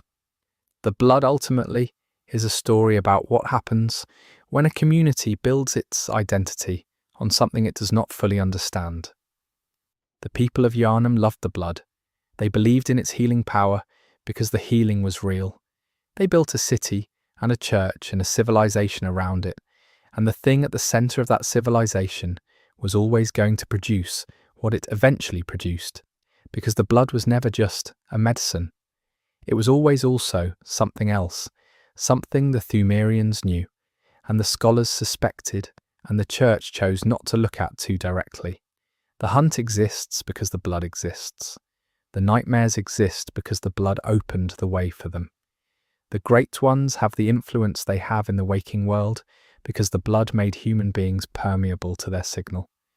If you trace every horror in Bloodborne back to its origin, you eventually reach the moment when the first person took the first drop of the old blood and was healed by it and wanted more. The ending of the hunt, across all three of the game's conclusions, involves the blood in different ways.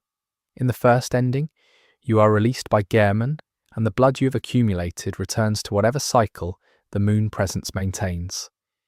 In the second, you destroy the moon presence and break that cycle, and the blood's relationship to the hunt changes without being entirely severed. In the third, you become something that is partly blood, partly Great One, partly whatever you were when you arrived in Yharnam, transformed into a new thing that contains all three. The blood is not evil in Bloodborne. This is one of the lore's most carefully maintained positions. The blood does what blood does, which is to carry something from one place to another, from one body to another, from one state of being to another.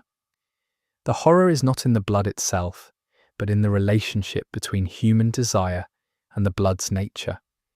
In the specific way that what people wanted from the blood and what the blood actually was were never entirely aligned. What remains, after the hunt and the nightmares, and the transformations, and the atrocities and the grief of the great ones, and the ambition of the scholars, is the question that the game ends with in all three of its conclusions. What remains is what was always there underneath, the specific human quality of persistence, of the capacity to keep moving through a world that is stranger and more dangerous and more indifferent than it was supposed to be. The doll remains, tending her garden. The dream persists, or ends, depending on the ending. The nightmares continue, or shift, or thin. Yharnam stands, damaged and changed, the morning light eventually coming, as the game's intro sequence promises, though the morning after a night like this is a complicated thing. The blood remains in the earth beneath the city, old and patient, and full of whatever the great ones put into it, waiting for the next person who needs healing badly enough to reach for it. The hunters who passed through the nightmares left traces. In the dream, in the waking world, in the nightmares themselves, something of each hunter persists in the form of the choices they made and the things they changed. The lore of Bloodborne is partly a record of those traces, of all the people who touched the blood and were changed by it and left something behind. And the nightmares which we have spent this entire video walking through, which are vast and terrible and beautiful, and full of the consequences of everything that has ever been wanted and done and lost in this world, the nightmares are still there. They do not end when you finish the game. They are not resolved by the lore being explained. They exist in the way that grief exists, in the way that the consequences of real choices exist, persisting beyond the moment that created them into whatever comes next. The blood called you to Yharnam. The nightmares shaped you. The hunt was the engine of your becoming. And what you became at the end of that long night is something the game shows you in the form of a small creature lying on the ground under an enormous sky, beginning a life that no human being has ever lived before. In a world that contains all the nightmares you walked through, and all the people who were broken by them, and all the beauty that was there before the breaking, and somehow, improbably, still is. You said, "Continue, continue," 1807 Claude responded. Chapter 9. The Lore of the Hunters. Themselves. The Hunters of Yharnam are not a monolithic group. They are not a unified force with a shared philosophy and a clean chain of command.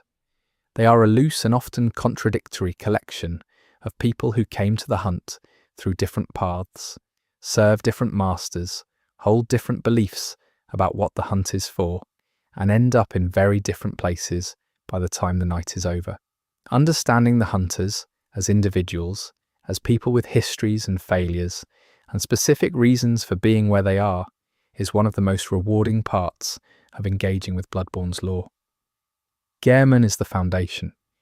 Everything about the hunter tradition, in its current form, traces back to him, to the workshop he built, and the methods he developed, and the relationship he entered into with the moon presence. He was, by all accounts, extraordinary. The speed of his fighting style, which you can witness in the final boss encounter, is not the speed of someone who got lucky in his training. It is the speed of someone who spent a lifetime perfecting something, and then continued perfecting it for whatever period of nightmare time has passed since then. What Gehrman was before the moon presence found him is not described in detail. He was a craftsman, he built weapons, he developed techniques. The old workshop, which you can visit in the hunter's dream, and in a ruined form, in the waking world, is evidence of a practical intelligence at work, someone who understood that the problem of the hunt was also an engineering problem, that the tools needed to be right as well as the person wielding them. The relationship between Gehrman and Lady Maria is one of the emotional centres of the lore, and it is described entirely through implication and evidence rather than direct statement. Gehrman clearly cared for Maria in a way that the lore suggests was not entirely reciprocated, or was reciprocated differently, or created a dynamic that Maria eventually found unbearable. The doll, which is built in Maria's image, is the most explicit evidence of this. A person does not build a simulacrum of someone they feel casually about. Maria was a Cainhurst noble who came to Gehrman and became a hunter. Her nobility, her lineage, her connection to the vile blood tradition of Cainhurst are all things she brought into the hunt and then chose to set aside.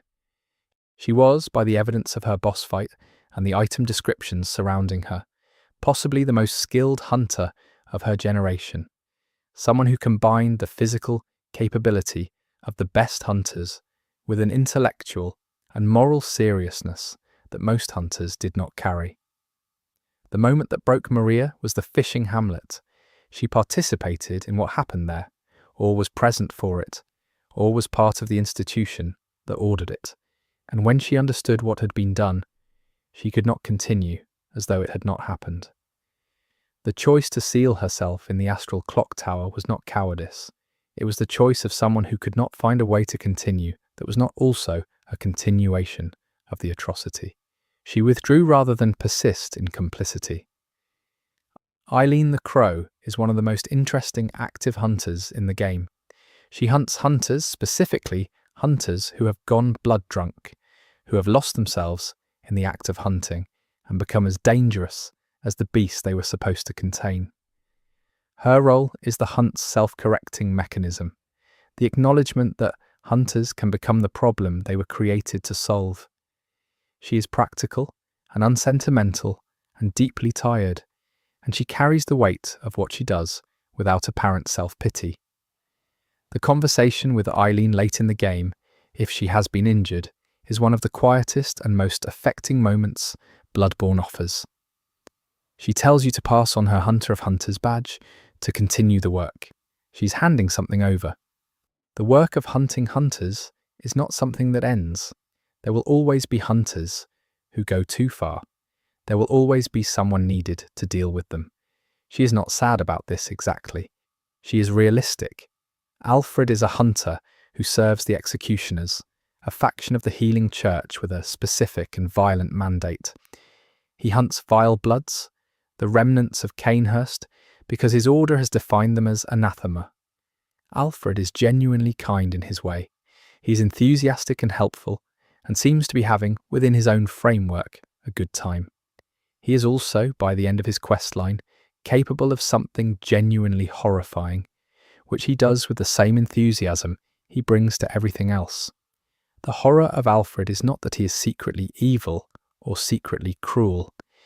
It is that he is sincerely following a set of convictions that lead him to a terrible place, and the convictions themselves are not entirely unreasonable given what he has been taught.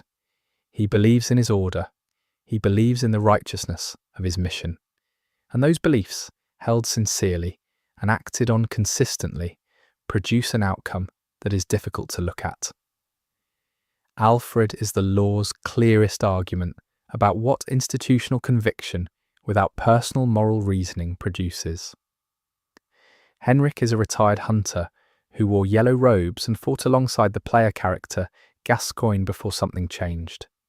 The lore around Henrik suggests that he has been hunting for too long, that the blood and the hunt have worn down whatever mechanism was keeping him from the fate of the blood drunk. He is not fully blood drunk when you encounter him, but he is close, and the encounter with him in the cemetery has a quality of grief to it. This is not what he was. This is what the hunt made of him. Father Gascoigne is arguably the game's first emotional lesson, the boss that teaches you what the hunt costs at the level of a single family. He was a skilled hunter who loved his family and came to Yharnam from somewhere else, drawn by the hunt or sent by an institution, and the hunt eventually consumed him. His wife went looking for him and was killed. His daughters are waiting at home.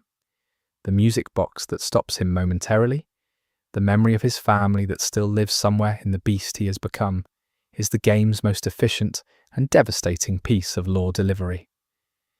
The encounter with Gascoigne is structured so that you can use his daughter's music box against him, and the effect of the music box on Gascoigne is one of the finest moments in the game. The beast that is trying to kill you stops. Something flickers behind whatever the beast has become. You see, for just a moment, the father, and then the beast comes back, and you have to kill it, and the daughter is waiting at home, and her music box is still playing, and there's nothing you can do about any of it except continue. Simon the Harrowed is a character from the Old Hunters DLC who entered the nightmare because he wanted to understand why the hunters were cursed and whether the curse could be lifted. He is a scholar more than a fighter, and he is in the nightmare without the particular gifts that make it survivable for long periods. He is there because he cared enough about the question to put himself in danger to answer it. He is one of the lore's more straightforwardly admirable figures, and his fate is accordingly one of the more straightforwardly tragic ones. Jura is a retired hunter who has taken up residence in Old Yharnam, the part of the city that was burned to contain an earlier outbreak of the plague. He protects the beasts that remain there. Not because he has gone blood drunk exactly, but because he has reached a conclusion that the lore supports as at least coherent, which is that the beasts were people, that they did not choose what they became, and that killing them repeatedly is not justice and not mercy, but the mechanical repetition of a decision made by an institution that did not care about the specific people involved. Jura's conviction is uncomfortable in the context of the game's mechanics, because the game requires you to fight through Old Yharnam, through the beasts he protects, to progress. You can make peace with him under specific conditions, but the existence of his position, his coherent moral objection to what the hunt does, is the game acknowledging that the hunters are not simply right. They are necessary, maybe, or seem so, but necessity and rightness are not the same thing. The player character, who is unnamed and voiceless and defined almost entirely by their actions, is the hunt's most extreme product. By the end of the game, having traversed all the nightmares and accumulated all the insight and consumed all the umbilical cords, they have become something that no previous hunter has become, at least not in the way the true ending describes. The player character is the fulfillment of what the hunt was designed to produce, and the game gives you the choice of whether to accept that or resist it. Valter the League Master is a hunter from outside Yharnam who came to the city because of a specific experience, a vision of vermin crawling through the people around him, and an inability to continue living normally after that vision. He founded the League to pursue the vermin, to give meaning to what he saw. The League's rituals, which involve summoning other hunters into your game as cooperators, are described as a form of shared purpose, of community built around the specific horror of what the blood reveals. Valter's eventual fate, which you can infer from certain item descriptions and from the end of his questline, involves finally seeing himself as he sees others. He looks at himself and sees the vermin. The thing he has been hunting is inside him as well as outside him. This revelation, which could be a breakdown or could be an awakening depending on how you read it, is the logical conclusion of his particular form of hunter's obsession. He was looking for something, and he found it in the last place it could have been. The old hunter characters in the DLC, Ludwig and the younger Marika and the others, are hunters who were sealed in the nightmare for reasons the church wanted to forget. Ludwig was the first hunter to be supplied by the healing church, the first to wield the church's weapons rather than the old workshop's tools. He was powerful and famous, and eventually became a beast, which the church could not afford to acknowledge, so he was placed in the nightmare where the history could be contained. Ludwig's boss fight has two phases, and the transition between them is one of the most discussed moments in the DLC. In the second phase, Ludwig regains something of his human awareness. He sees the holy moonlight, the thing he was hunting for, the thing he believed the church's work was leading toward. He is a beast, physically, completely, and he is also, in that moment, entirely himself. He asks you whether he was a noble hunter, and what you tell him matters, and the fact that it matters is the game at its most human. The hunters, across all their variety and contradiction, and failure, and occasional grace, are the argument that Bloodborne makes about what it costs to live in proximity to something too large for human beings. They are the people who took the cost on themselves, who chose the hunt or were chosen by it, who entered the nightmares and found various ways of surviving them, or not surviving them, but continuing through them anyway. They are small and they are brave in the specific way that small things are brave, which is without any illusion that the bravery will make the largeness smaller. The hunters who remain at the end of the game, in whatever ending you reach, have been changed by what they experienced. Not elevated exactly, or not only elevated, changed in the way that any significant experience changes a person, by making them different from what they were before, by making certain things visible that were not visible before, by closing off certain possibilities and opening others. The hunt is not a good thing, it is a real thing, and the hunters are the people who are in it, and being in a real thing is what the lore of Bloodborne keeps asking you to understand. The last hunter is you, or the character you inhabited for the duration of the game, and the last thing the hunt asks of them is the same thing it asked of everyone who came before. To keep going, to face the thing in front of them, to make the choice that the circumstances have made available. And whatever choice they make, whatever ending they reach, the hunt will be there in the background, the long history of it, all the hunters who came before and did the same thing in the same nightmare, all the blood and all the insight and all the grief that made this moment possible. The hunters are the lore's most human element in a story full of things that exceed humanity, and that humanity, persistent and flawed and unwilling to stop even when stopping would be reasonable, is what makes the nightmares worth walking through. Not because the hunters are heroes exactly, but because they are real in the way that the things around them are not, and that realness, that specific human realness, is what gives the nightmares their weight. Chapter 10. The morning after the long night.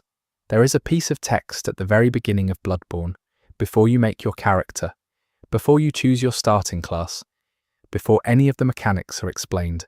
It tells you that you are in Yharnam, that it is the night of the hunt, and that the dawn is not far off. The dawn is not far off. This promise made before the game has shown you anything, before you have any idea what the night contains, is the frame that the entire experience sits within. The dawn does come. In a technical sense, the game has endings. It has a final sequence in each conclusion. It has a moment where the night stops and something else begins. But the quality of that dawn varies enormously, depending on which ending you reach, and none of them is the simple relief of surviving a difficult night and seeing the morning light. The dawn in Bloodborne is complicated, as most dawns are after the kind of night the game puts you through. The first ending, the sleep, is the one that most closely resembles a conventional conclusion. Yharnam cuts you free from the dream, and you wake on the ground, and the sky is brightening, and the nightmare is over, in the most direct sense. You are back in the waking world. The hunt is behind you. But the lore suggests that this ending is also the moon presence's preferred outcome, that the sleep is a harvest, that what you accumulated in the hunt is being used for something that you did not agree to. The dawn is real. The sleep is also real. Both things are true simultaneously.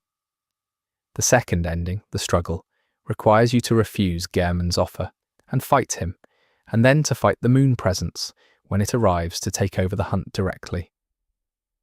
If you win, if you manage to destroy the moon presence, the dream dissolves. Yharnam wakes up, genuinely, for what the lore suggests is the first time in an extraordinarily long time. He is old and confused and lying in a field, and the doll is near him, and the sun is coming up. This is the most overtly hopeful ending.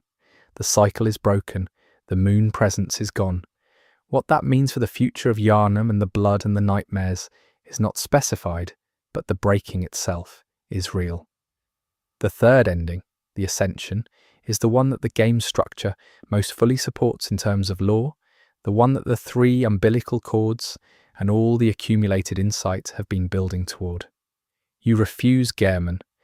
You fight him and the moon presence. But instead of destroying the moon presence and breaking the cycle, you are absorbed into something larger. The newborn Great One, the next step, the thing that the hunt was designed to produce. The doll takes the infant Great One in her arms, and she speaks to it softly, and the sky above is vast and open, in the way that a Great One's sky would be. And it is dawn, technically, but a dawn at a scale that makes the word dawn feel inadequate. It is the dawn of something that has not existed before, something that contains the accumulated experience of the hunt and the nightmares, and all the blood and all the insight, and is beginning, just beginning, to understand what it is. The lore suggests that this new Great One will eventually do what the other Great Ones have done, will develop its own needs, and its own grief, and its own relationship to whatever human civilization persists below it. Whether the cycle of the hunt will repeat, whether a new moon presence will emerge to harvest the next generation of hunters, whether the things you learned in the nightmare will shape what the new Great One becomes differently from what came before. These are questions the lore raises without answering. The healing church is gone by the end of the game, or functionally gone. Its leadership has been consumed by the things it was pursuing. Its institutions have collapsed. Its blood ministration continues in the waking city, but without the organizational framework that once managed it. What Yharnam becomes after the night of the hunt, without the church to govern it, and without the blood to hold it together, is a question the game does not address because the game ends with the night. Byrgenwerth stands empty. Willem, who was there at the beginning of all of it, who taught the scholars who created the factions that built the nightmares, is still alive when you find him, but only barely, only in the most minimal sense. He sits by the lake where the scholars once studied, and seems to be watching something far away. He has seen everything that came from his work, or has heard of it, and whatever he thinks about it, he keeps to himself. His last act in the game is to gesture at something above, at the moon, at the sky, at whatever is up there, that he spent his life trying to understand. The lake at Byrgenwerth, which Rom is pulled from, is one of the game's most peaceful visual spaces, and the peacefulness is earned by contrast. You have been through so much by the time you see it clearly, so many nightmare landscapes and terrible transformations and architectural horrors, that the lake's quiet surface and ordinary water and mundane green trees have an almost physical impact. This is what the world looked like before the blood. This is what it might look like again. The fishing hamlet, after the orphan is dead and the curse is lifted, still exists in the nightmare. Simon is gone. The hamlet fishers are still there. The sea still comes in with its cold grey light. But there is a quality to the place, after everything, that is different from before the orphan's death. Something has been completed, not healed, completed. The distinction matters. The wound that the atrocity made in the world is not closed, but the bleeding has stopped. The nightmare will carry the scar of what happened there, for as long as nightmares carry anything. The old hunters who were sealed in their nightmare are still there, or most of them are. The ones you killed stay dead, or their nightmare versions do, but the nightmare itself persists.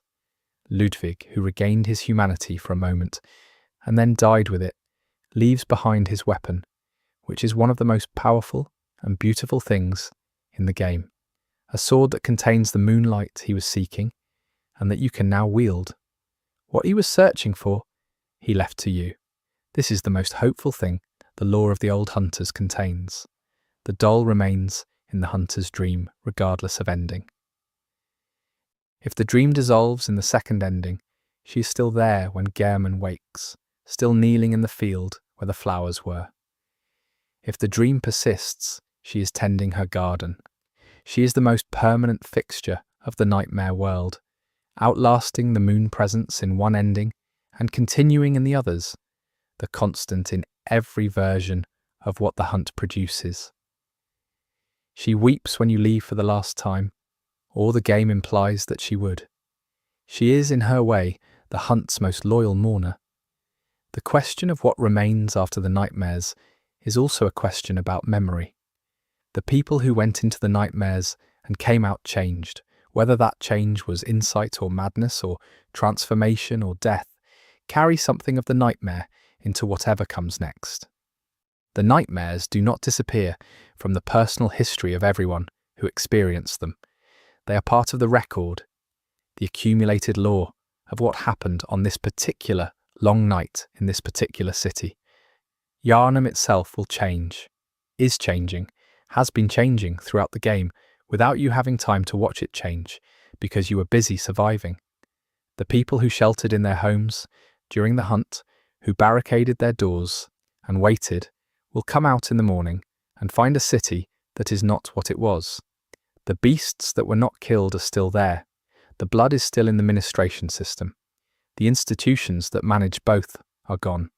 What they build in place of what was lost is a story the game does not tell. The blood beneath the city is still there. It will always be there. The Thumerians built their civilization on it, and the civilization outlasted them by centuries in the form of the tombs. The Healing Church built its civilization on it, and the civilization is ending. Whatever comes next will also be built on it, knowingly or unknowingly, because the old blood is older than any civilization that has ever tried to manage it, and it will be there after the last of them is gone. The great ones are still out there, most of them, in whatever dimension or state they occupy, when they are not actively pressing against the waking world. Amygdala is still in its nightmare, or maintains it, or is the nightmare. Ibrietas is still in her chapel beneath the cathedral ward, still grieving, still waiting for the others to return, still offering her blood to whatever comes to find her. Oedon is still formless, still in the blood, still without body or presence, but influencing everything the blood touches.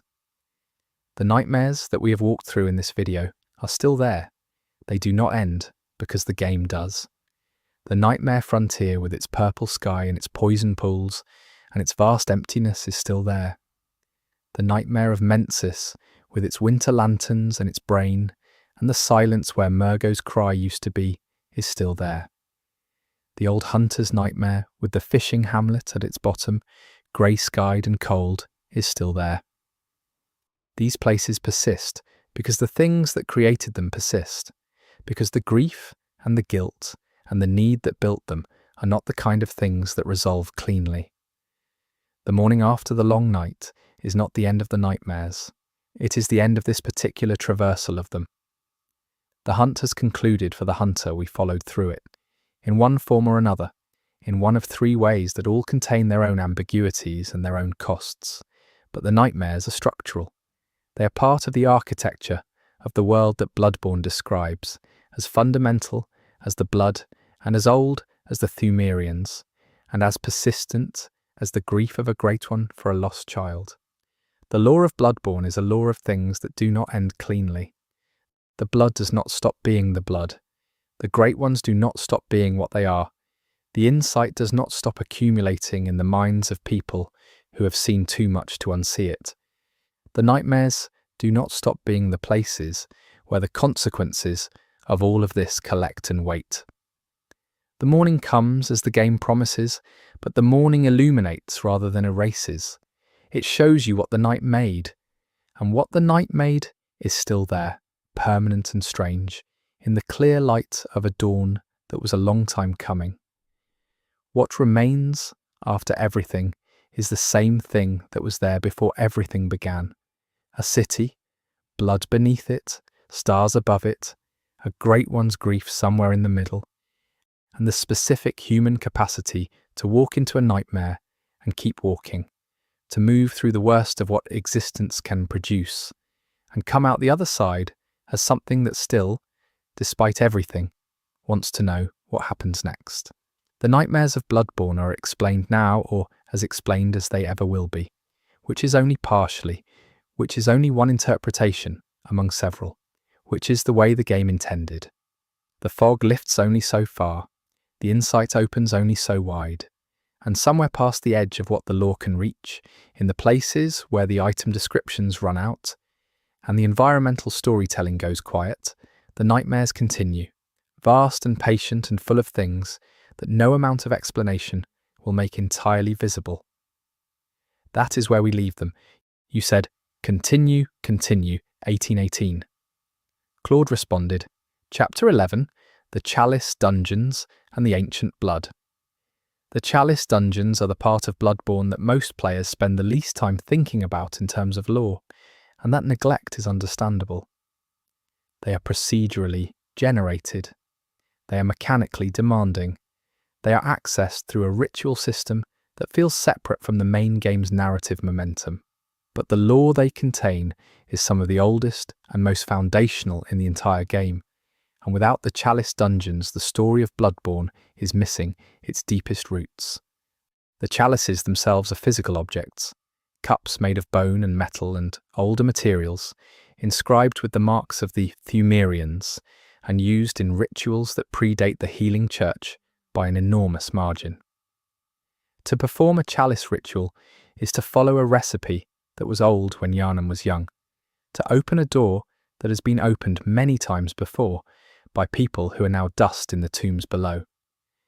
The ritual works because the chalices remember how to work, because the blood that activates them has not forgotten what it is. The Thumerians were not a simple people. The picture that the Chalice Dungeons paint of them is of a sophisticated civilization with its own architecture, its own art, its own hierarchy, and its own relationship to the Great Ones, that was entirely distinct from what Byrgenwerth or the Healing Church developed. They were servants, but they were knowledgeable servants, people who understood the terms of what they were doing and chose to do it with full awareness of what it required. The Thumerian tombs are vast. They extend far beneath Yharnam, beneath the geography of the main game, into a depth that the main story never directly addresses. Going into the Chalice Dungeons is going down, always down, into places that are older at each level, more compressed with history, more saturated with the accumulated weight of what the Thumerians knew and what they sacrificed in the course of knowing it. The enemies in the Chalice Dungeons are often different from those in the main game. There are Pthumerian descendants, warriors and elders, who have been in the tombs for generations, maintaining the rituals and the order of the place. There are beasts that seem older than the current plague, that suggest the blood's transformative properties predate the healing church's use of them by centuries. And there are things that seem to have no origin in human experience at all, things that the dungeons generated or grew or accumulated in the long time they have been sealed. The Keeper of the Old Lords is one of the more interesting boss concepts in the Chalice dungeons. She is a Pthumerian woman who carries fire, who uses it with a precision that suggests ritual rather than combat instinct, who is protecting something in the way that the Pthumerians protected most things, through dedicated service to a purpose larger than herself. She is not a villain, she is a guardian. The distinction is important even when the mechanical outcome is the same. The bloodletting beast is a boss encountered deep in the Chalice dungeons, and its lore connects it to the most extreme consequences of the blood's transformative effects. It is enormous. It is constructed in part out of the materials of its own transformation, the body having been so thoroughly changed by the blood that what remains is barely recognizable as something that was ever human. The bloodletting beast is the blood's physical argument against excess, the image of what happens when the transformation is total, and the thing it was transforming is lost. The Pthumerian descendant, who appears as a boss in multiple Chalice configurations, is a fighting figure of remarkable speed and precision, someone trained in combat techniques that predate anything in the main game's fighting tradition. Watching the Pthumerian descendant move is watching something ancient and highly refined, a martial tradition that was developed over generations in service of the Great Ones. It is beautiful and lethal in equal measure. The Chalice dungeon lore also touches on the concept of the labyrinth, which is how the Pthumerians describe the tomb system. The labyrinth is not just a physical description, it is a theological concept for them, a place that contains both the sacred and the dangerous in a configuration that must be navigated carefully. The labyrinth has its own logic. You can learn that logic, and the learning is the point. And the point of the learning is the same as the point of the learning in the main game. Ailing Loran is one of the most lore-rich Chalice configurations, because it connects to a civilization that was destroyed by the blood before Yharnam existed. Loran was somewhere in a desert, or the desert is what the nightmare version of it has become, and it was consumed by the beast plague at a scale that left nothing recognizable behind. The survivors, if there were survivors, are not part of the recorded history of Yharnam. Loran is a cautionary tale that came too early to be heard by the people who most needed to hear it. The Loran Silver Beast and the Loran Cleric are enemies found in the ailing Loran dungeons that suggest something about what Loran was before the plague. The Silver Beast is a beast that retains a quality of almost humanity, a body that is transformed but not entirely, that still moves in ways that are close to human movement. The Loran Cleric suggests a religious tradition, a priestly class, something organised and intentional that existed before the catastrophe. Loran had a civilization. The plague ended it. The dungeons are the record of what was there. The lower Loran dungeons go deeper still, into a darkness that the game's lighting becomes almost abstract about, where the stone of the tomb is ancient beyond measurement, and the enemies are things that have had a very long time to become what they are. The lower Loran is the game at its most archaeologically minded, excavating a layer of history that existed before the events of the main game, like a geological stratum, compressed and dark and full of information for those willing to read it. The Great Pthumeru Ihil is the deepest and most elaborate of the Chalice configurations, and it contains Yharnam, the Pthumerian queen, as its final boss. The queen is the culmination of the Chalice dungeon lore, the being at the bottom of all the history, the person who is at the centre of the Pthumerian relationship with the Great Ones. She is pregnant in her boss fight, which connects her directly to the themes of Great One reproduction and surrogate children that run through the entire game. The Queen's design is dignified and tragic in equal measure. She is clearly not simply a monster. She is a person, a ruler, someone who held enormous authority and used it in service of a relationship that was ultimately unsustainable. She fights you with the full weight of her authority and her grief and whatever she has carried in the time she has been in the tomb. Killing her is the deepest act of the Chalice Dungeon narrative, the end of a thread that began before Yharnam was built.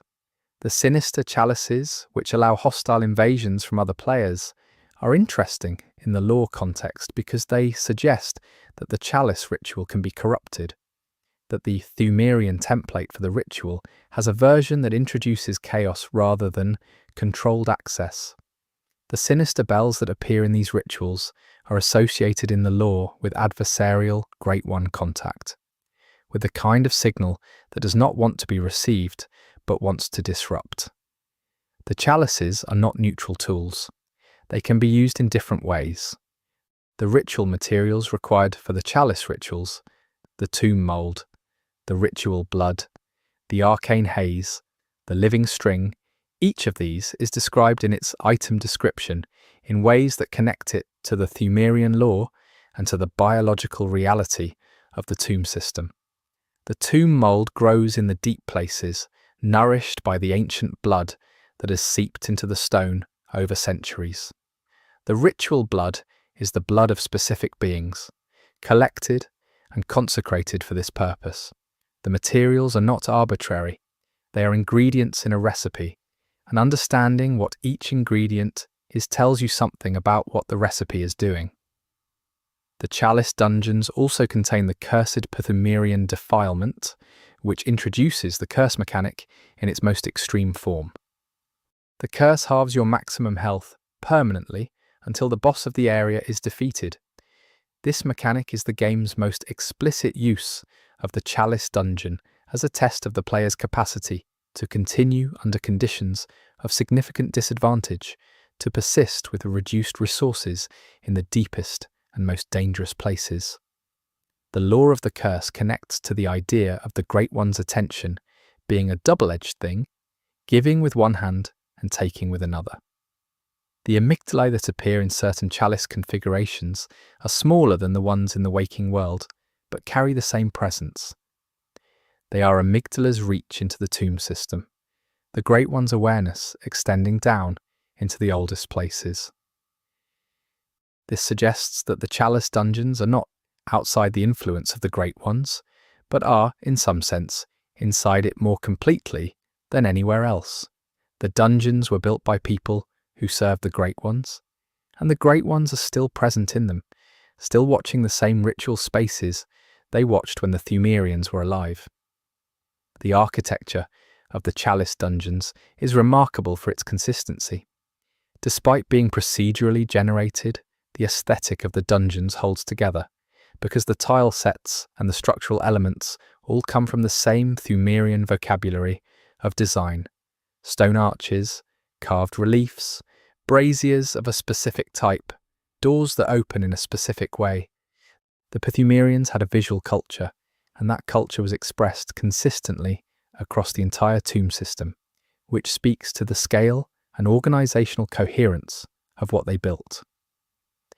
The sound design in the Chalice dungeons is different from the main game in a way that is immediately felt, even if it is not immediately identified. The reverb is longer, the silences are more complete, the ambient sounds are deeper and more irregular. This is the sound of spaces that have been sealed and quiet for a very long time, spaces where the air has not moved in centuries, where the only sounds that exist are the sounds that the dungeon itself generates. The lore of the Chalice dungeons also touches on the nature of the Great One, blood specifically, the blood that is different from the old blood that circulates in Yharnam and that has a more direct connection to the Great Ones themselves. The Thumerian queens and certain other figures in the Chalice system have access to this more direct blood, and the experiments and rituals that the Thumerians conducted with it are the foundation of everything the later scholars discovered. The scholars were rediscovering things that had already been known, working backward to a tradition that the Pthumerians never wrote down in any language Byrgenwerth could read. The sinister resonant bell used to summon invaders in chalice dungeons is described as a bell tuned to the frequency of the Lauren ritual bells. This connection to Lauren, which was destroyed by the plague, suggests that the sinister aspect of the chalice ritual is not a modern corruption, but an ancient one, that the Pthumerians themselves had access to or knowledge of this adversarial version, and chose not to use it extensively, or chose to contain it within specific ceremonial contexts. The tomb prospectors, who are mentioned in the lore, if not extensively depicted, are people who explored the chalice dungeons in more recent history, in the time of the Healing Church. They went in looking for the blood and the knowledge the Pthumerians left behind, and most of them did not come back, or came back changed in ways that the Church found useful or alarming, depending on what they brought with them. The tomb prospectors are the connecting thread between the Pthumerian history and the Healing Church's use of it, the people who physically bridge the gap between the ancient and the contemporary. The deepest sections of the Pthumera dungeons have a quality of finality to them, not the finality of an ending, but the finality of a depth, of a place below which there is nothing further to go.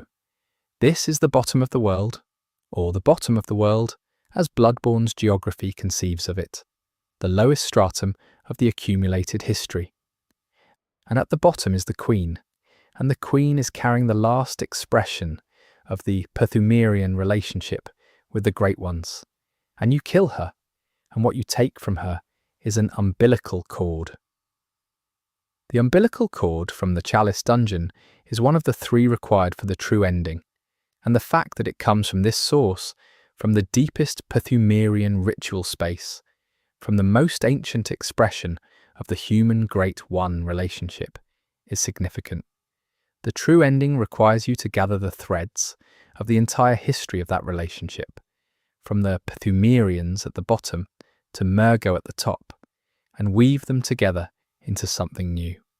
The Chalice dungeon is not optional lore, it is foundational. The ritual that the Chalice dungeons enact every time you open a new one is a kind of memory. You are repeating a ritual that has been performed thousands of times, in the same spaces, with the same materials, following the same instructions. The repetition is part of the point. The blood remembers the ritual. The stone remembers it. Each performance of the ritual is a continuation of a tradition that has been running without interruption, underground beneath all the surface events of the game's history, since the Pthumerians first learned how to open the tombs. The Chalice dungeons are where Bloodborne's lore is most patient. They are not trying to be exciting. They are not trying to create dramatic revelations or emotional climaxes. They are trying to give you time in a long descent through ancient and carefully maintained spaces to understand that everything happening in the main game is happening in the shadow of something much older. The nightmares and the hunt and the blood and the Great Ones are not new phenomena. They are the current expression of something that was already ancient when the first hunter raised the first weapon against the first beast. The Pthumerians are gone, but they left behind the tombs, and the tombs are full of the specific kind of information that only very old things can provide.